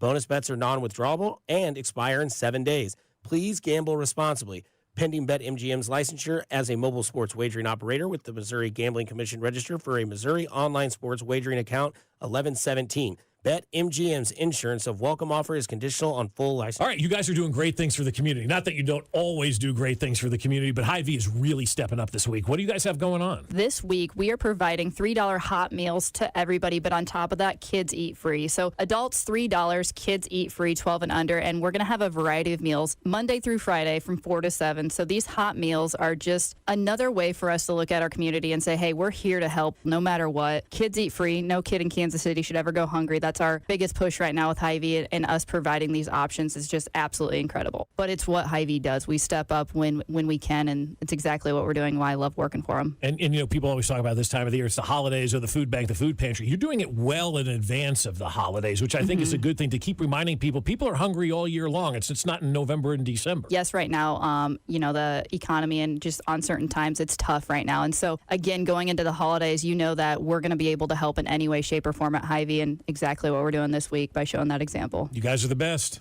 Thank you. You've got a ton of equity in your home. You're sitting on a gold mine. You could do so much with all that cash, like travel, invest it, or pay off debt. But you can't touch it unless you sell your home. But you really don't want to move. And besides, homes are sitting on the market a long time these days. You're trapped, right? Not with TrueHold. With TrueHold, you can cash out your equity in as little as 30 days. But listen, you don't have to move. You can stay in the home you love as a renter. That's TrueHold's Sell and Stay program. Cash out your entire home's value and stay put. TrueHold even covers property taxes, property insurance, and essential repairs. Imagine using that equity to travel, invest, or pay off debt. And you can stay in your home. It's brilliant, especially in this slow market. Get your all-cash offer now. Call 1-855-300-9993 or visit TrueHold.com. The smarter, faster way to cash out on your home's value without moving. That's TrueHold.com. Did you know we have an Instagram channel? MVP Monday, Chiefs Take Tuesday, Best Bets, Fantasy Football Advice, and real-time updates during Chiefs games. Get behind-the-scenes content from all the guys on a daily basis. It's exactly why Instagram was created, to look at a bunch of 30-year-old dudes giving sports opinions. Kansas City's FM sports station and your home for Kansas City sports. 96.5, The Fan. Welcome back, Jay Binkley, Blake Schneiders on this Friday night. You been checking some scores in high school football lately tonight, Blake? I have not. I've been looking at Twitter trying to just find. Well, your a little bit of Miege interesting is up tidbits. 16-6. Let's Miege is go. Go Big Red. at halftime. Third quarter, Blue Springs 17. Blue Springs South 3. Is this score correct? Dustman, I know, went to that game. He's out there right now? I think so, yeah. And then I think Fesco went to the Baser game on this. We have both sides of the state line covered. I'll get some Chiefs random questions. There's some good questions here on the text line. Send them in, 913-586-7965. I'll address those next segment. Jay Southland Tow Service text line. Again, 913-586-7965. We'll get to those questions after this. But first, College Game Day. You a fan of College Game Day? I freaking love it. Yeah, I mean, I'll tune in. I'll watch it. I think most people do. I like the hype. I heard A.J. Hawk talking about it today on Pat McAfee show, and he's talking about it like it's just one of those staples. Whether you like dive into it or not, it's usually background. You wake up, it comes on, in the morning, 8 o'clock in the morning, you flip it on to see everybody going nuts for it. It's become a real staple. Schools love it. I mean, the Texas Tech kids have been lining up all week sleeping there. Still, one of my favorite memories is when Mizzou played KU way back in the day, and I woke up we slept there overnight, woke up, went to College Game Day at 5, 6 in the morning. I mean, it was awesome. It's become a great show. I mean, you have the coaches, come sit there. They have that game where they're at the location, and then they'll go on location and talk to players that are, warming up or quarterbacks that are warming up, like Haynes King at Georgia Tech. They'll talk to him when he's going through his warm-ups on the field. That part's pretty cool, but it's always kind of big to go. But it's at Texas Tech. So you know what that means, don't you? Patrick Mahomes is the guest picker tomorrow. He'll be the guest picker for College Game Day tomorrow. Chiefs happen to have a bye week. It's a big game for Texas Tech, top 10 matchup. College Game Day's there, so of course that's their guest picker. I was hoping they might throw Reed on with Zoom, like for the BYU aspect of it, because Andy Reid is a big BYU guy. Of course. Born, bred, and true BYU likes to draft or bring in guys from BYU. See, last Shout out week Dirty Dan Sorensen. Last week, they loved BYU. I wish they would have liked BYU guy Puka that went in the fifth round to the Rams. Because that was the BYU guy. Wish that guy would have been here. But Kingsley here from BYU. But they went to Utah last week, and Kyle Whittingham, great coach for Utah, that was Andy Reid's teammate back at BYU. And that's why Whittingham's kid's a defensive assistant with the Chiefs. That's that connection between him. But, yes, he's the Utah head coach, but he played football at BYU. And, that's a big rivalry between Utah and BYU. So that's going to be a fun game. To wake up, see Mahomes, the guest picker, whatever. It's gonna be fun. That'll be fun. I'll probably tune in. And not only that, they're wearing the all-white uniforms. It's got the Mahomes logo, the Gladiator logo, which is the P and the M. They wear them sometimes, right? Texas Tech switched to Adidas, probably because of Mahomes. And there's like 2 or 3 games they'll wear his logo on their jerseys. And next year, I think they're switching to his logo on every game will be Mahomes' logo, which is pretty cool. That is pretty cool. You got there. And they picked like 27 schools or something in the United States, Adidas and Mahomes, to have the Gladiator logo, and they sent them, swag, and they sent them jerseys and stuff to wear. The Kansas City school selected, I think it was Liberty North. Like Liberty North is rocking the Patrick Mahomes gear at this point. So that's going to be a great game. Yeah, and that's BYU, sick, man. I mean, it sets who's going to win the Big 12, who's in it or not. BYU's undefeated. It'll be a fun game between. And Texas Tech's defense is ridiculous. Best in the Big 12. You never think of because that defense wasn't that good when Mahomes was there. Let me tell you that. They were dead last, 128 in scoring defense when Mahomes was there. So they were really bad when Mahomes was there. They totally changed how that is. 2:30, you got Missouri. And Norfleet doesn't look like he's playing, the tight end for Missouri. But it's going to be What's his injury designation? It's going to be the true freshman at quarterback, Matt Zollers for Missouri, because Prbula got hurt. Hurt. One of the transfer portal guys. Yeah, it's probably going to be gone for the year. I'll tell you what, Zollers did not look, for a true freshman, he actually came in and looked pretty decent against Vanderbilt. He got their lone touchdown. Prbula didn't even have one on the board. He did. It was a nice drive, but there's no tape on him or film for the defense. Of course. So guys are going to look better. I thought he looked good. And there still really isn't with only one half. He can run football. too, and I don't think people realize he runs. But the one thing I wanted to see is I would like to send that Hail Mary end up in the end zone instead of the 1 yard line. Yeah. Because you threw it from the 37. Yeah.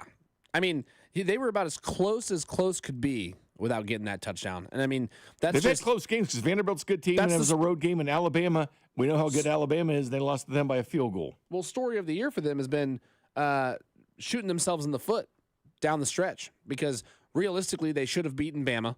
They had multiple opportunities to do it, and still, with all those fumbles, not literal fumbles, but just fumbles and blunders on the field, they still had the chance to win it at the end. Same with Vanderbilt. That game was back and forth. It was ugly. Mizzou kind of shot themselves in the foot. Well, Missouri limited Pavia to 129 yards passing, 20 yards rushing. Their defense has been helping them out tremendously. Pete Thamel's the one that said that Brett Norfleet, with his shoulder, will not play against undefeated A&M, who had a bye week too. Missouri and A&M both had a bye week. So very important game for Missouri. Sits at 22. Huge. Beating a team like that in the college football playoff rankings, beating a team like that's number 3 in A&M, and then having Oklahoma later on the road. I mean, it's all right in front of them, but it's going to have to be the true freshman quarterback. I think it's going to be a defensive game. Getting the job done. But the transfer portal has been very good to Missouri. Like Prbula came player, Ahmad Hardy, their running back, defense, Josiah Trotter, portal. Damon Wilson, portal. I mean, all these portal guys. Portal guys like it because Missouri's got a good NIL program for them. They do. They've done a very good job at that. A lot of money and we'll see where Drinkwitz runs out because there's 12 openings in college football now.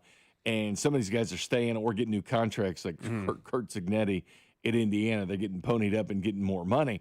So we'll see what direction this goes. But we'll see where his loyalties lie. And if Lane Kiffin stays at Ole Miss, which he could, then all of a sudden Eli Drinkwitz can get more money on the open market. But he needs to win more games. Yeah. So it'll be interesting. The whole Alabama game was weird, too, because Missouri scores, and then they had Alabama back to a 3rd and 15, and then the taunting call from Zion, that wasn't even part of the play, gave the free out in baseball. Yep. Gave Alabama a free down. Because that was about to be they were about to be up 14-zip with all the momentum on their side. Yeah, they would have had all the momentum going forward. So that game, you have LSU and Alabama at 6:30, and Nebraska without Damon or Raiola. Dylan Raiola. Dylan Raiola was hurt in that game. Well, he's hurt for the season, so he's out with the fibula, I think, for Dylan. So he's out for the year. So some good football tomorrow. Looking forward to 8:00 with College Game Day. On that, send your questions in 913-586-7965. We'll address some of these Chiefs questions next. You're listening to After Hours, brought to you by Twin Peaks. Eats, drinks, scenic views on your home for Kansas City sports. 96.5, The Fan. Yellowstone. The epic ranching drama is now a Kansas Lottery scratch ticket and your ticket to experiences you can't get anywhere else. Top prize of $25,000, plus second chance drawings that let you live the show. Attend a premiere or visit the set. But know what you're getting into. Just kidding. This is a game, not the show. Play Yellowstone. See KSLottery.com for details. Hey, y'all. It's the Rocket Roger Clemens here. Spent a lot of time pitching heat. Years later, the pain in my joints remind me of those days. but I'm not looking to sit still, and I definitely am not interested in going under the knife. That's why I chose QC Kinetics. Not just for elite retired athletes. QC Kinetics gives everyday folks joint pain relief using regenerative treatments that work with your body to help repair joint damage. No surgery, no long recovery, whether it's your knees, hips, shoulders, or back. My friends at QC Kinetics will help you get moving again so you can get back to doing the things you love. QC Kinetics medical professionals will look at your x-rays or MRI to determine if you're a good candidate. I trusted QC Kinetics to help me feel like myself again, and I'm proud to recommend them to you. Call QC Kinetics today and schedule your free consultation. Call QC Kinetics, 816-412-6299. That's 816-412-6299. 816-412-6299. Smokehouse Barbecue has always been our choice when it comes to barbecue in Kansas City. We love everything about Smokehouse Barbecue. And now Smokehouse has street tacos, their newest menu item. 3 flour tortillas, chopped burnt ends and smoked sausage, plus corn elote and Cajun sour cream and a side. And now, every Tuesday, kids eat for $1.99 with the purchase of an adult entree. So visit Smokehouse Barbecue in Gladstone, Zona Rosa, or Independence, and at smokehousebbq.com. It's Smokehouse Barbecue. Get ready, Missouri. Kickoff is near. The world's largest sports book is coming to your fingertips. Circa Sports, it's sports betting the way it should be. With high and transparent app limits, low holds, and exceptional customer service. Start betting like a pro in Missouri on December 1st. Learn about your new bookie today at circasports.com. The world's largest sports book at your fingertips. Circa Sports launches December 1st. Hey, Zach, are you smiling at my gorgeous canyon view? No, Donald. I'm smiling because I've got something I want to tell the whole world. Well, do it. Shout it out. T-Mobile's got home internet. Whoa, I love that echo. T-Mobile's got home internet. How much is it? Look at that, Zach. We got the neighbors' attention. Just $35 a month. And you love a great deal, Denise. Plus, they've got a 5-year price guarantee. That's 5 whole trips around the sun. I'm switching. Me too. Yes, T-Mobile home internet for the neighborhood. Donald, you still haven't returned my weed whacker. Carl, don't you embarrass me like this, please. What's everyone yelling about? T-Mobile's got home internet. And Donald's got my weed whacker. Yes, T-Mobile's got home internet. Just $35 a month with auto pay and any voice line. And it's guaranteed for 5 years. Beautiful yodeling, Carl. Taxes and fees apply. See T-Mobile.com/ISP for details and exclusions. It's about time pros had one partner for every part of the job. Simple ordering, fast delivery, continuous support, all from one partner. The Home Depot delivers supplies on your schedule. Our pro team helps you plan ahead so projects run smoother. And with Pro Extra benefits, you can simplify ordering, track spending, and save time every step of the way. Because with one partner, you get more than materials, you keep your job moving. The Home Depot Pro. It's about time.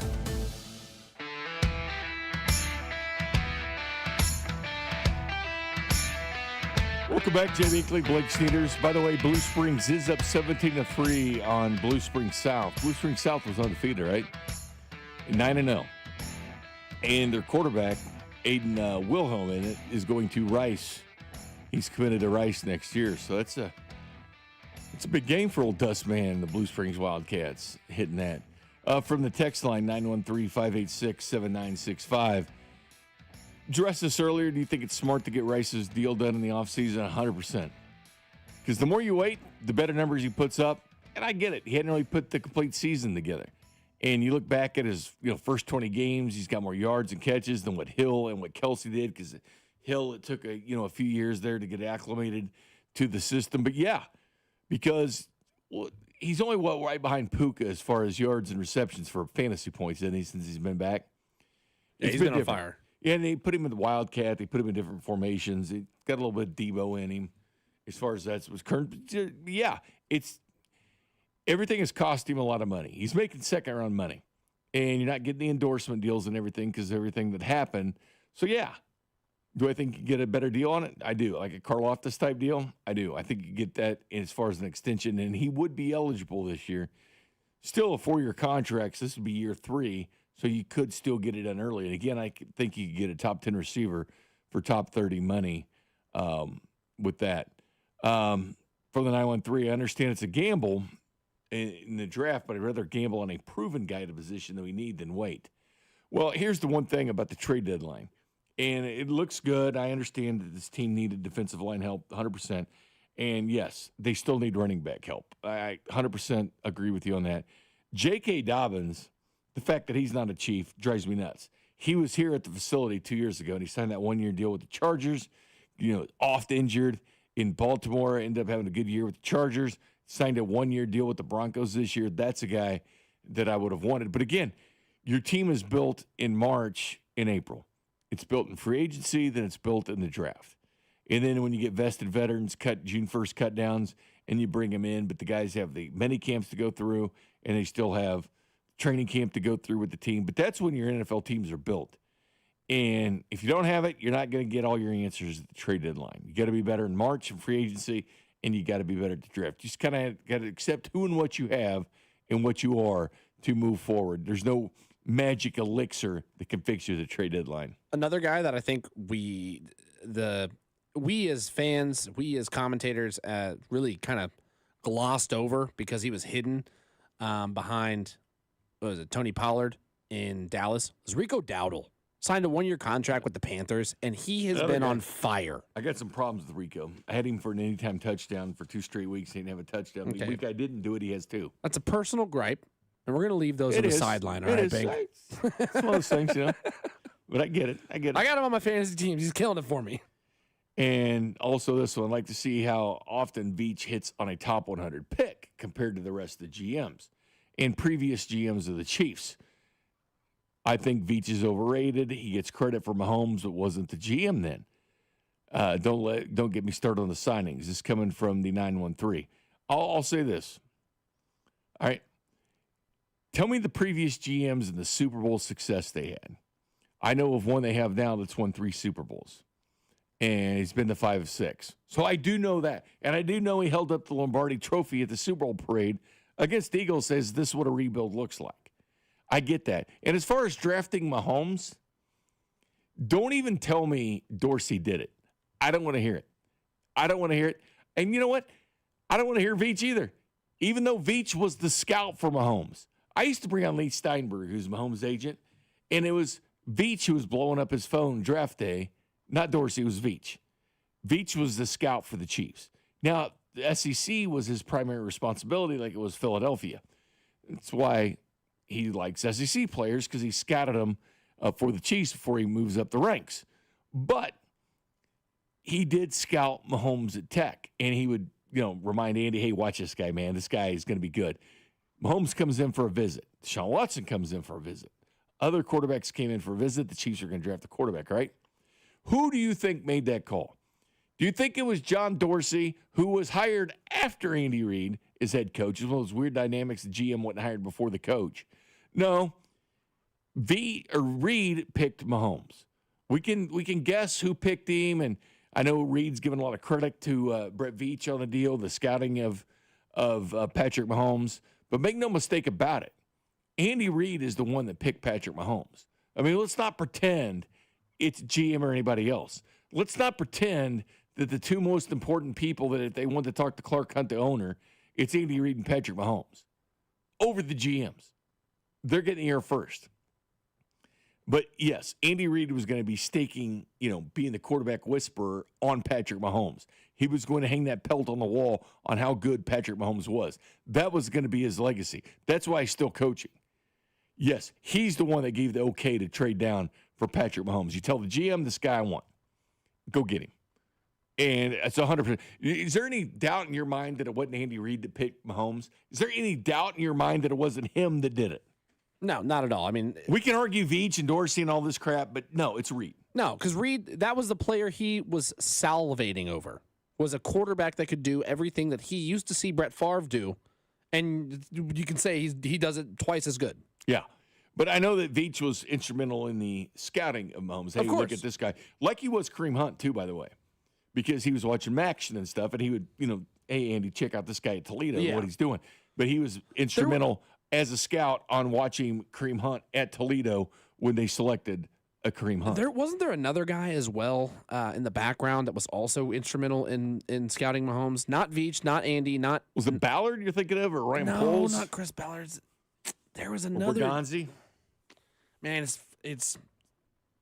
I can't think of it right now. I saw it on Twitter the other day because they said that he talked about it in length, and the Chiefs have addressed it as well. But I can't remember his name. But you know when Mahomes that's is in that terrible reporting facility, on my part. But it was Reed. I mean, well, of course. If you're getting a quarterback, it was him, and he doesn't have the hands on like he did in Philly as far as selecting the players. But he does get input. They'll come and say, "Hey, here's 5 guys. Here's 5 guys." You've heard him say it. I'm not just making this up. Veach just said this. You know. They get input from Spags when they're getting defensive backs. Hey, check a look at these 5 guys. What do you think? Who would be your pick? Andy, here's 5 guys. Don't have to look for all 257 of the guys. What do you think of these 5 guys right here in this position that you need? What do you think of him? It was 100% Andy Reid. Dan and KCK, what's up? Hey, hi, Bink. How you doing? Yeah, Chiefs will turn it around. You know, yeah, the running game will get it going in the receivers. And we need Chris Jones and Karlaftis and Charles Omenihu. They got stopped up on the defensive line. But I still think that they'll get it going. And I heard Dusty and Bob say that Cody Bellinger might be coming to the Royals, and we might not have to give up a lot to get him. What do you think? I would love Cody for what he can do in the outfield. I would love some Cody Bellinger, a former MVP, Dan. I would like that. Bregman's the guy that, I mean, right-handed bat right there, Bregman, that would be a number 1 for me. But again, it's pie in the sky will they get him or not. It's hard to say. This lockout that's coming with the players, they're going to have to settle on a lot of 1-year contract. I think that benefits the Royals. I think so. If you bring in Bellinger, I mean, obviously you replace Isbell in center field, but I don't think you take Isbell off the field at that point, do you? Because now you're still looking for corner outfielders. And Bellinger's played the right and the left. He can play a little bit of everything. He's played all 3, so he can play wherever. So then, do you bring him in for your right fielder? Do you keep Isbell at center? Because that's a pretty dang good outfield right there. Maybe a good problem to have. Isbell's a Gold Glove center fielder. He's a good number 9 hitter. And the Royals also brought in help for hitting. By the way, a hitting coach that was with the Brewers the last couple of years who finished 2nd in hitting. Matter of fact, the Brewers ranked 7th in Major League Baseball with 469 runs per game. In 2025, the Brewers ranked tied for 2nd in the majors, team batting average, on-base percentage, and 3rd in runs. Connor Dawson is his name, who was there, and he's a local guy too, by the way, a 2012 graduate of Olathe North High School. Oh, look at that. Is there, he's helping out in Zumwalt. So Zumwalt's still there, but Connor Dawson, who was real instrumental for helping the Milwaukee Brewers have the offense they did this year, he's now with the Kansas City Royals. That was a news release they put out as well. These are not good. I mean, they're Friday news releases. Usually Friday news dumps aren't good. This is actually good. Yeah, and he's from our own backyard, Merriam, Kansas. Yeah, because they Silver Slugger, obviously, Bobby Witt Jr. winning his 2nd one of those. The manager of the year will be named on November 11th. Coming up, though, the rookie of the year is the 10th. And then, of course, the MVPs will be the 13th. I think we already know it's Ohtani in the National League. And I guess the American League has a little bit of drama between Judge or Cal Raleigh. Twitter's blowing up right now because it looks like they gave Zach McKinstry a Silver Slugger award, who has every category worse than Michael Garcia. And Twitter is not happy. Yeah. Well, even non-Royals fans. Mikel, he got a Gold Glove, which he deserved. Of course. But Michael Garcia is not that household name yet that people really should start to get to know who he is. But, I mean, is Zach McKinstry, is he a household name across MLB? No, he's not actually, either. No. So I mean, yes, Jose Ramirez also won it, but as far as utility guy, it could have gone to the guy who had one of the best averages in all of baseball, and he got snubbed on that. There was a very good chance that he should have won a Silver Slugger as well, and you would have had your entire left side of your infield, Silver Slugger and Gold Glove, in the same year. And that doesn't suck. And the guy behind home plate has 5 Silver Sluggers. Exactly. And 5 Gold Gloves. Yeah. And he's a mentor for Carter Jensen. And former World Series MVP. Yeah. The Carter Jensen, man. He talk won about 480, 42, wasn't it? Say that again? Was Carter's 42 that home run he hit? Oh, yeah. So 44, 42. 42, I believe. Okay. Still, 40. Come on. Him, the buzz around this team going into next year is going to be awesome, and I can't wait for it. Well, I can't wait for baseball to begin either. We'll have to sit here and wait a couple months, and then Vern will get fired up. We'll start hearing a hot stove with Vern and get all fired up when we hear the voice of Josh Vernier. I can't wait. I love working with Vern, man. He's always such a great time to work with. Vern's the best, man. Consummate professional. And he loves it, man. He eats it, he sleeps it, he drinks it. I mean, Vern's a lot of fun. The thing I love about Vern too is he's also no nonsense. Like I know that we do a little bit speculation as the things go. He's very hard nosed. He's pretty cut and dry. But you get him away from that, and he can have fun. Oh, no, I'm sure. Here's the deal. In 2012, it was me, Vern, and J.C. Pearson. We did the big shows 2 to 6. Yeah. But Robert Ford was the Royals insider. And then Robert Ford goes on as obviously the play-by-play of the Houston Astros. So then Vern slides in, and we haven't looked back since. No, Vern's great, man. 100%. Some NFL action this weekend. I think we're going to be treating some good football this weekend. These primetime games haven't been so much, but I think there's good football on the horizon this weekend, especially in prime time. We'll discuss that next. You're listening to After Hours, brought to you by Twin Peaks. Eats, drinks, scenic views on your home for Kansas City sports. 96.5, The Fan. Legendary doesn't happen by chance. It happens because it's what BetMGM does. Sign up for BetMGM and check out all the exciting new ways you can boost your bets all weekend long. Amplify your winnings with Special Boost. Build a same-game parlay. Enjoy live betting and more. If you're a fan of pro or college football, you can take advantage of special promos like a second chance on a first touchdown bet. Plus, keep an eye out for rewards dropping in your account all throughout the season. Ready to give your weekend a boost? Never settle for ordinary. Sign up today for BetMGM and make it legendary. BetMGM and GameSense remind you to play responsibly. Gambling problem? Call 1-800-GAMBLER. See BetMGM.com for terms. 21 plus only. Kansas only.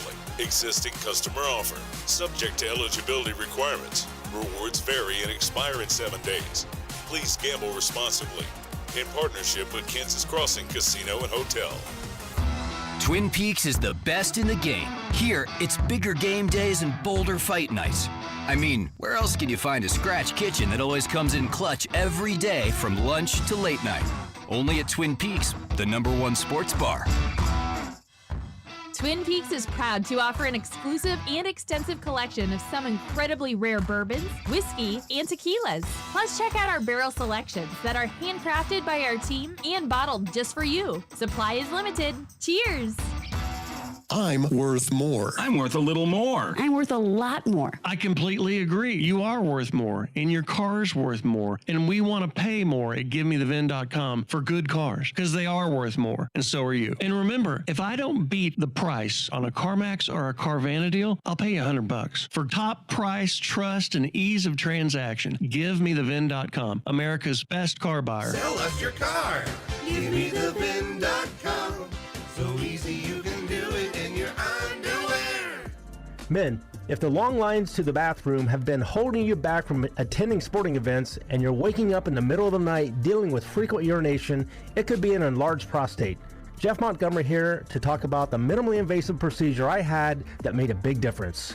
I went to Dr. Brown at Miva Medical, the leader in minimally invasive treatments in Kansas City. The procedure was quick and easy, and I'm very happy with the result. Don't put up with being uncomfortable. Contact Miva Medical. That's MIVA-medical.com. Morning, Zoe. Got donuts. Jeff Bridges, why are you still living above our garage? Well, I dig the mattress, and I want to be in a T-Mobile commercial like you. Teach me, Saldana. Oh, no, I'm not really prepared. I couldn't possibly. At T-Mobile, get the new iPhone 17 Pro on them. It's designed to be the most powerful iPhone yet and has the ultimate pro camera system. Wow, impressive. Let me try. T-Mobile is the best place to get iPhone 17 Pro because they've got the best network. Nice, Jeffrey. You heard them. T-Mobile is the best place to get the new iPhone 17 Pro on us with eligible trade-in in any condition. So, what are we having for lunch? Dude, my work here is done.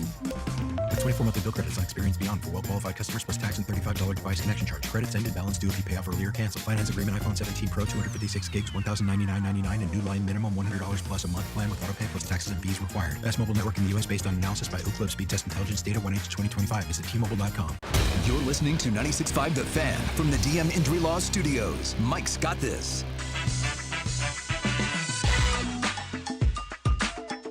And wrapping up tonight, Blake, how about Memphis trying to get in the college football playoffs, down 14-7 to Tulane? They just scored touchdowns, now 14-13 with a PAT impending. Okay, so they scored.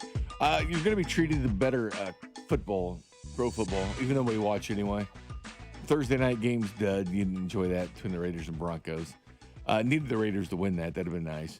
But, you know, you look back at Sunday night game. Was it Seahawks and Commanders? It was brutal. And then that was bad. Monday night, Arizona and Dallas. This week's a little bit different. Sunday night's going to be fun. Steelers and Chargers. Go Steelers. Several reasons. Keeps the Ravens, you know, at bay. Because Steelers are very beatable with that 32-pass defense. And the Chargers need a loss. Monday night's game is a lot of fun, too. It's Eagles and Packers. I still think the Eagles are the best team in the NFL right now. And the Packers are weird, even though they're 5-2-1. Those two losses are to the Browns and the Panthers that tie us to the Cowboys. And don't forget, it was the Packers that wanted to eliminate the tush push. It was there and who they playing, the tush pushers. So, I'm sure Philly, no love lost for the Green Bay Packers in that game. As far as their local TV, and you don't need YouTube for this, for ESPN products, Patriots and Bucks will be a really good one at noon on CBS. And the Giants and Bears will be on Fox. I wonder if Odunze's dad will be watching. And then at 3 o'clock, Rams and Niners, that'll be the Fox game. But these primetime games are going to be fun in the NFL this week. You also get to start your Sunday morning off right because at 8:30, the Falcons will be taking on the Colts in Germany. Right. That's right. And I'm doing after hours, 9 a.m., so I'll be covering that game. I'll have that game right up here watching it. Tune in. Binkman's going to give you all the breakdowns and details you need. Stayed away from it. Stay away from Tyler Warren and the Colts. Hopefully the Colts could take another L. It'd be nice with it. It'd be nice for them to take another. I think the Falcons are going to give them a run for their money. It's in Germany. It's going to be an odd game. I hope, man. They lost 30-0 to the Panthers too. The Falcons did. So I don't know, man. But these games that happen over there are weird. You stay away from betting on those. I wanted to go Tyler Warren anytime touchdown, but he probably will. I stayed away from it, but he probably will. Because every time I go with him, he doesn't get it. But whenever I do, he doesn't. Whenever I don't, maybe you should does. bet that way he doesn't get one, and that way hopefully that bodes well for Atlanta. Tyler Warren's number 2 as far as NFL in yardage. You know who's number 1? He's 36 years old and plays for the Chiefs. Yes, Travis Kelce's still number 1 in the NFL for tight end yardage. It's hard to believe, but he really is. Blake Schneiders, always enjoyed it, my friend. Always Fun a working pleasure, with you, my brother. friend. Thank you. Thanks for listening, everybody. We'll see you Sunday.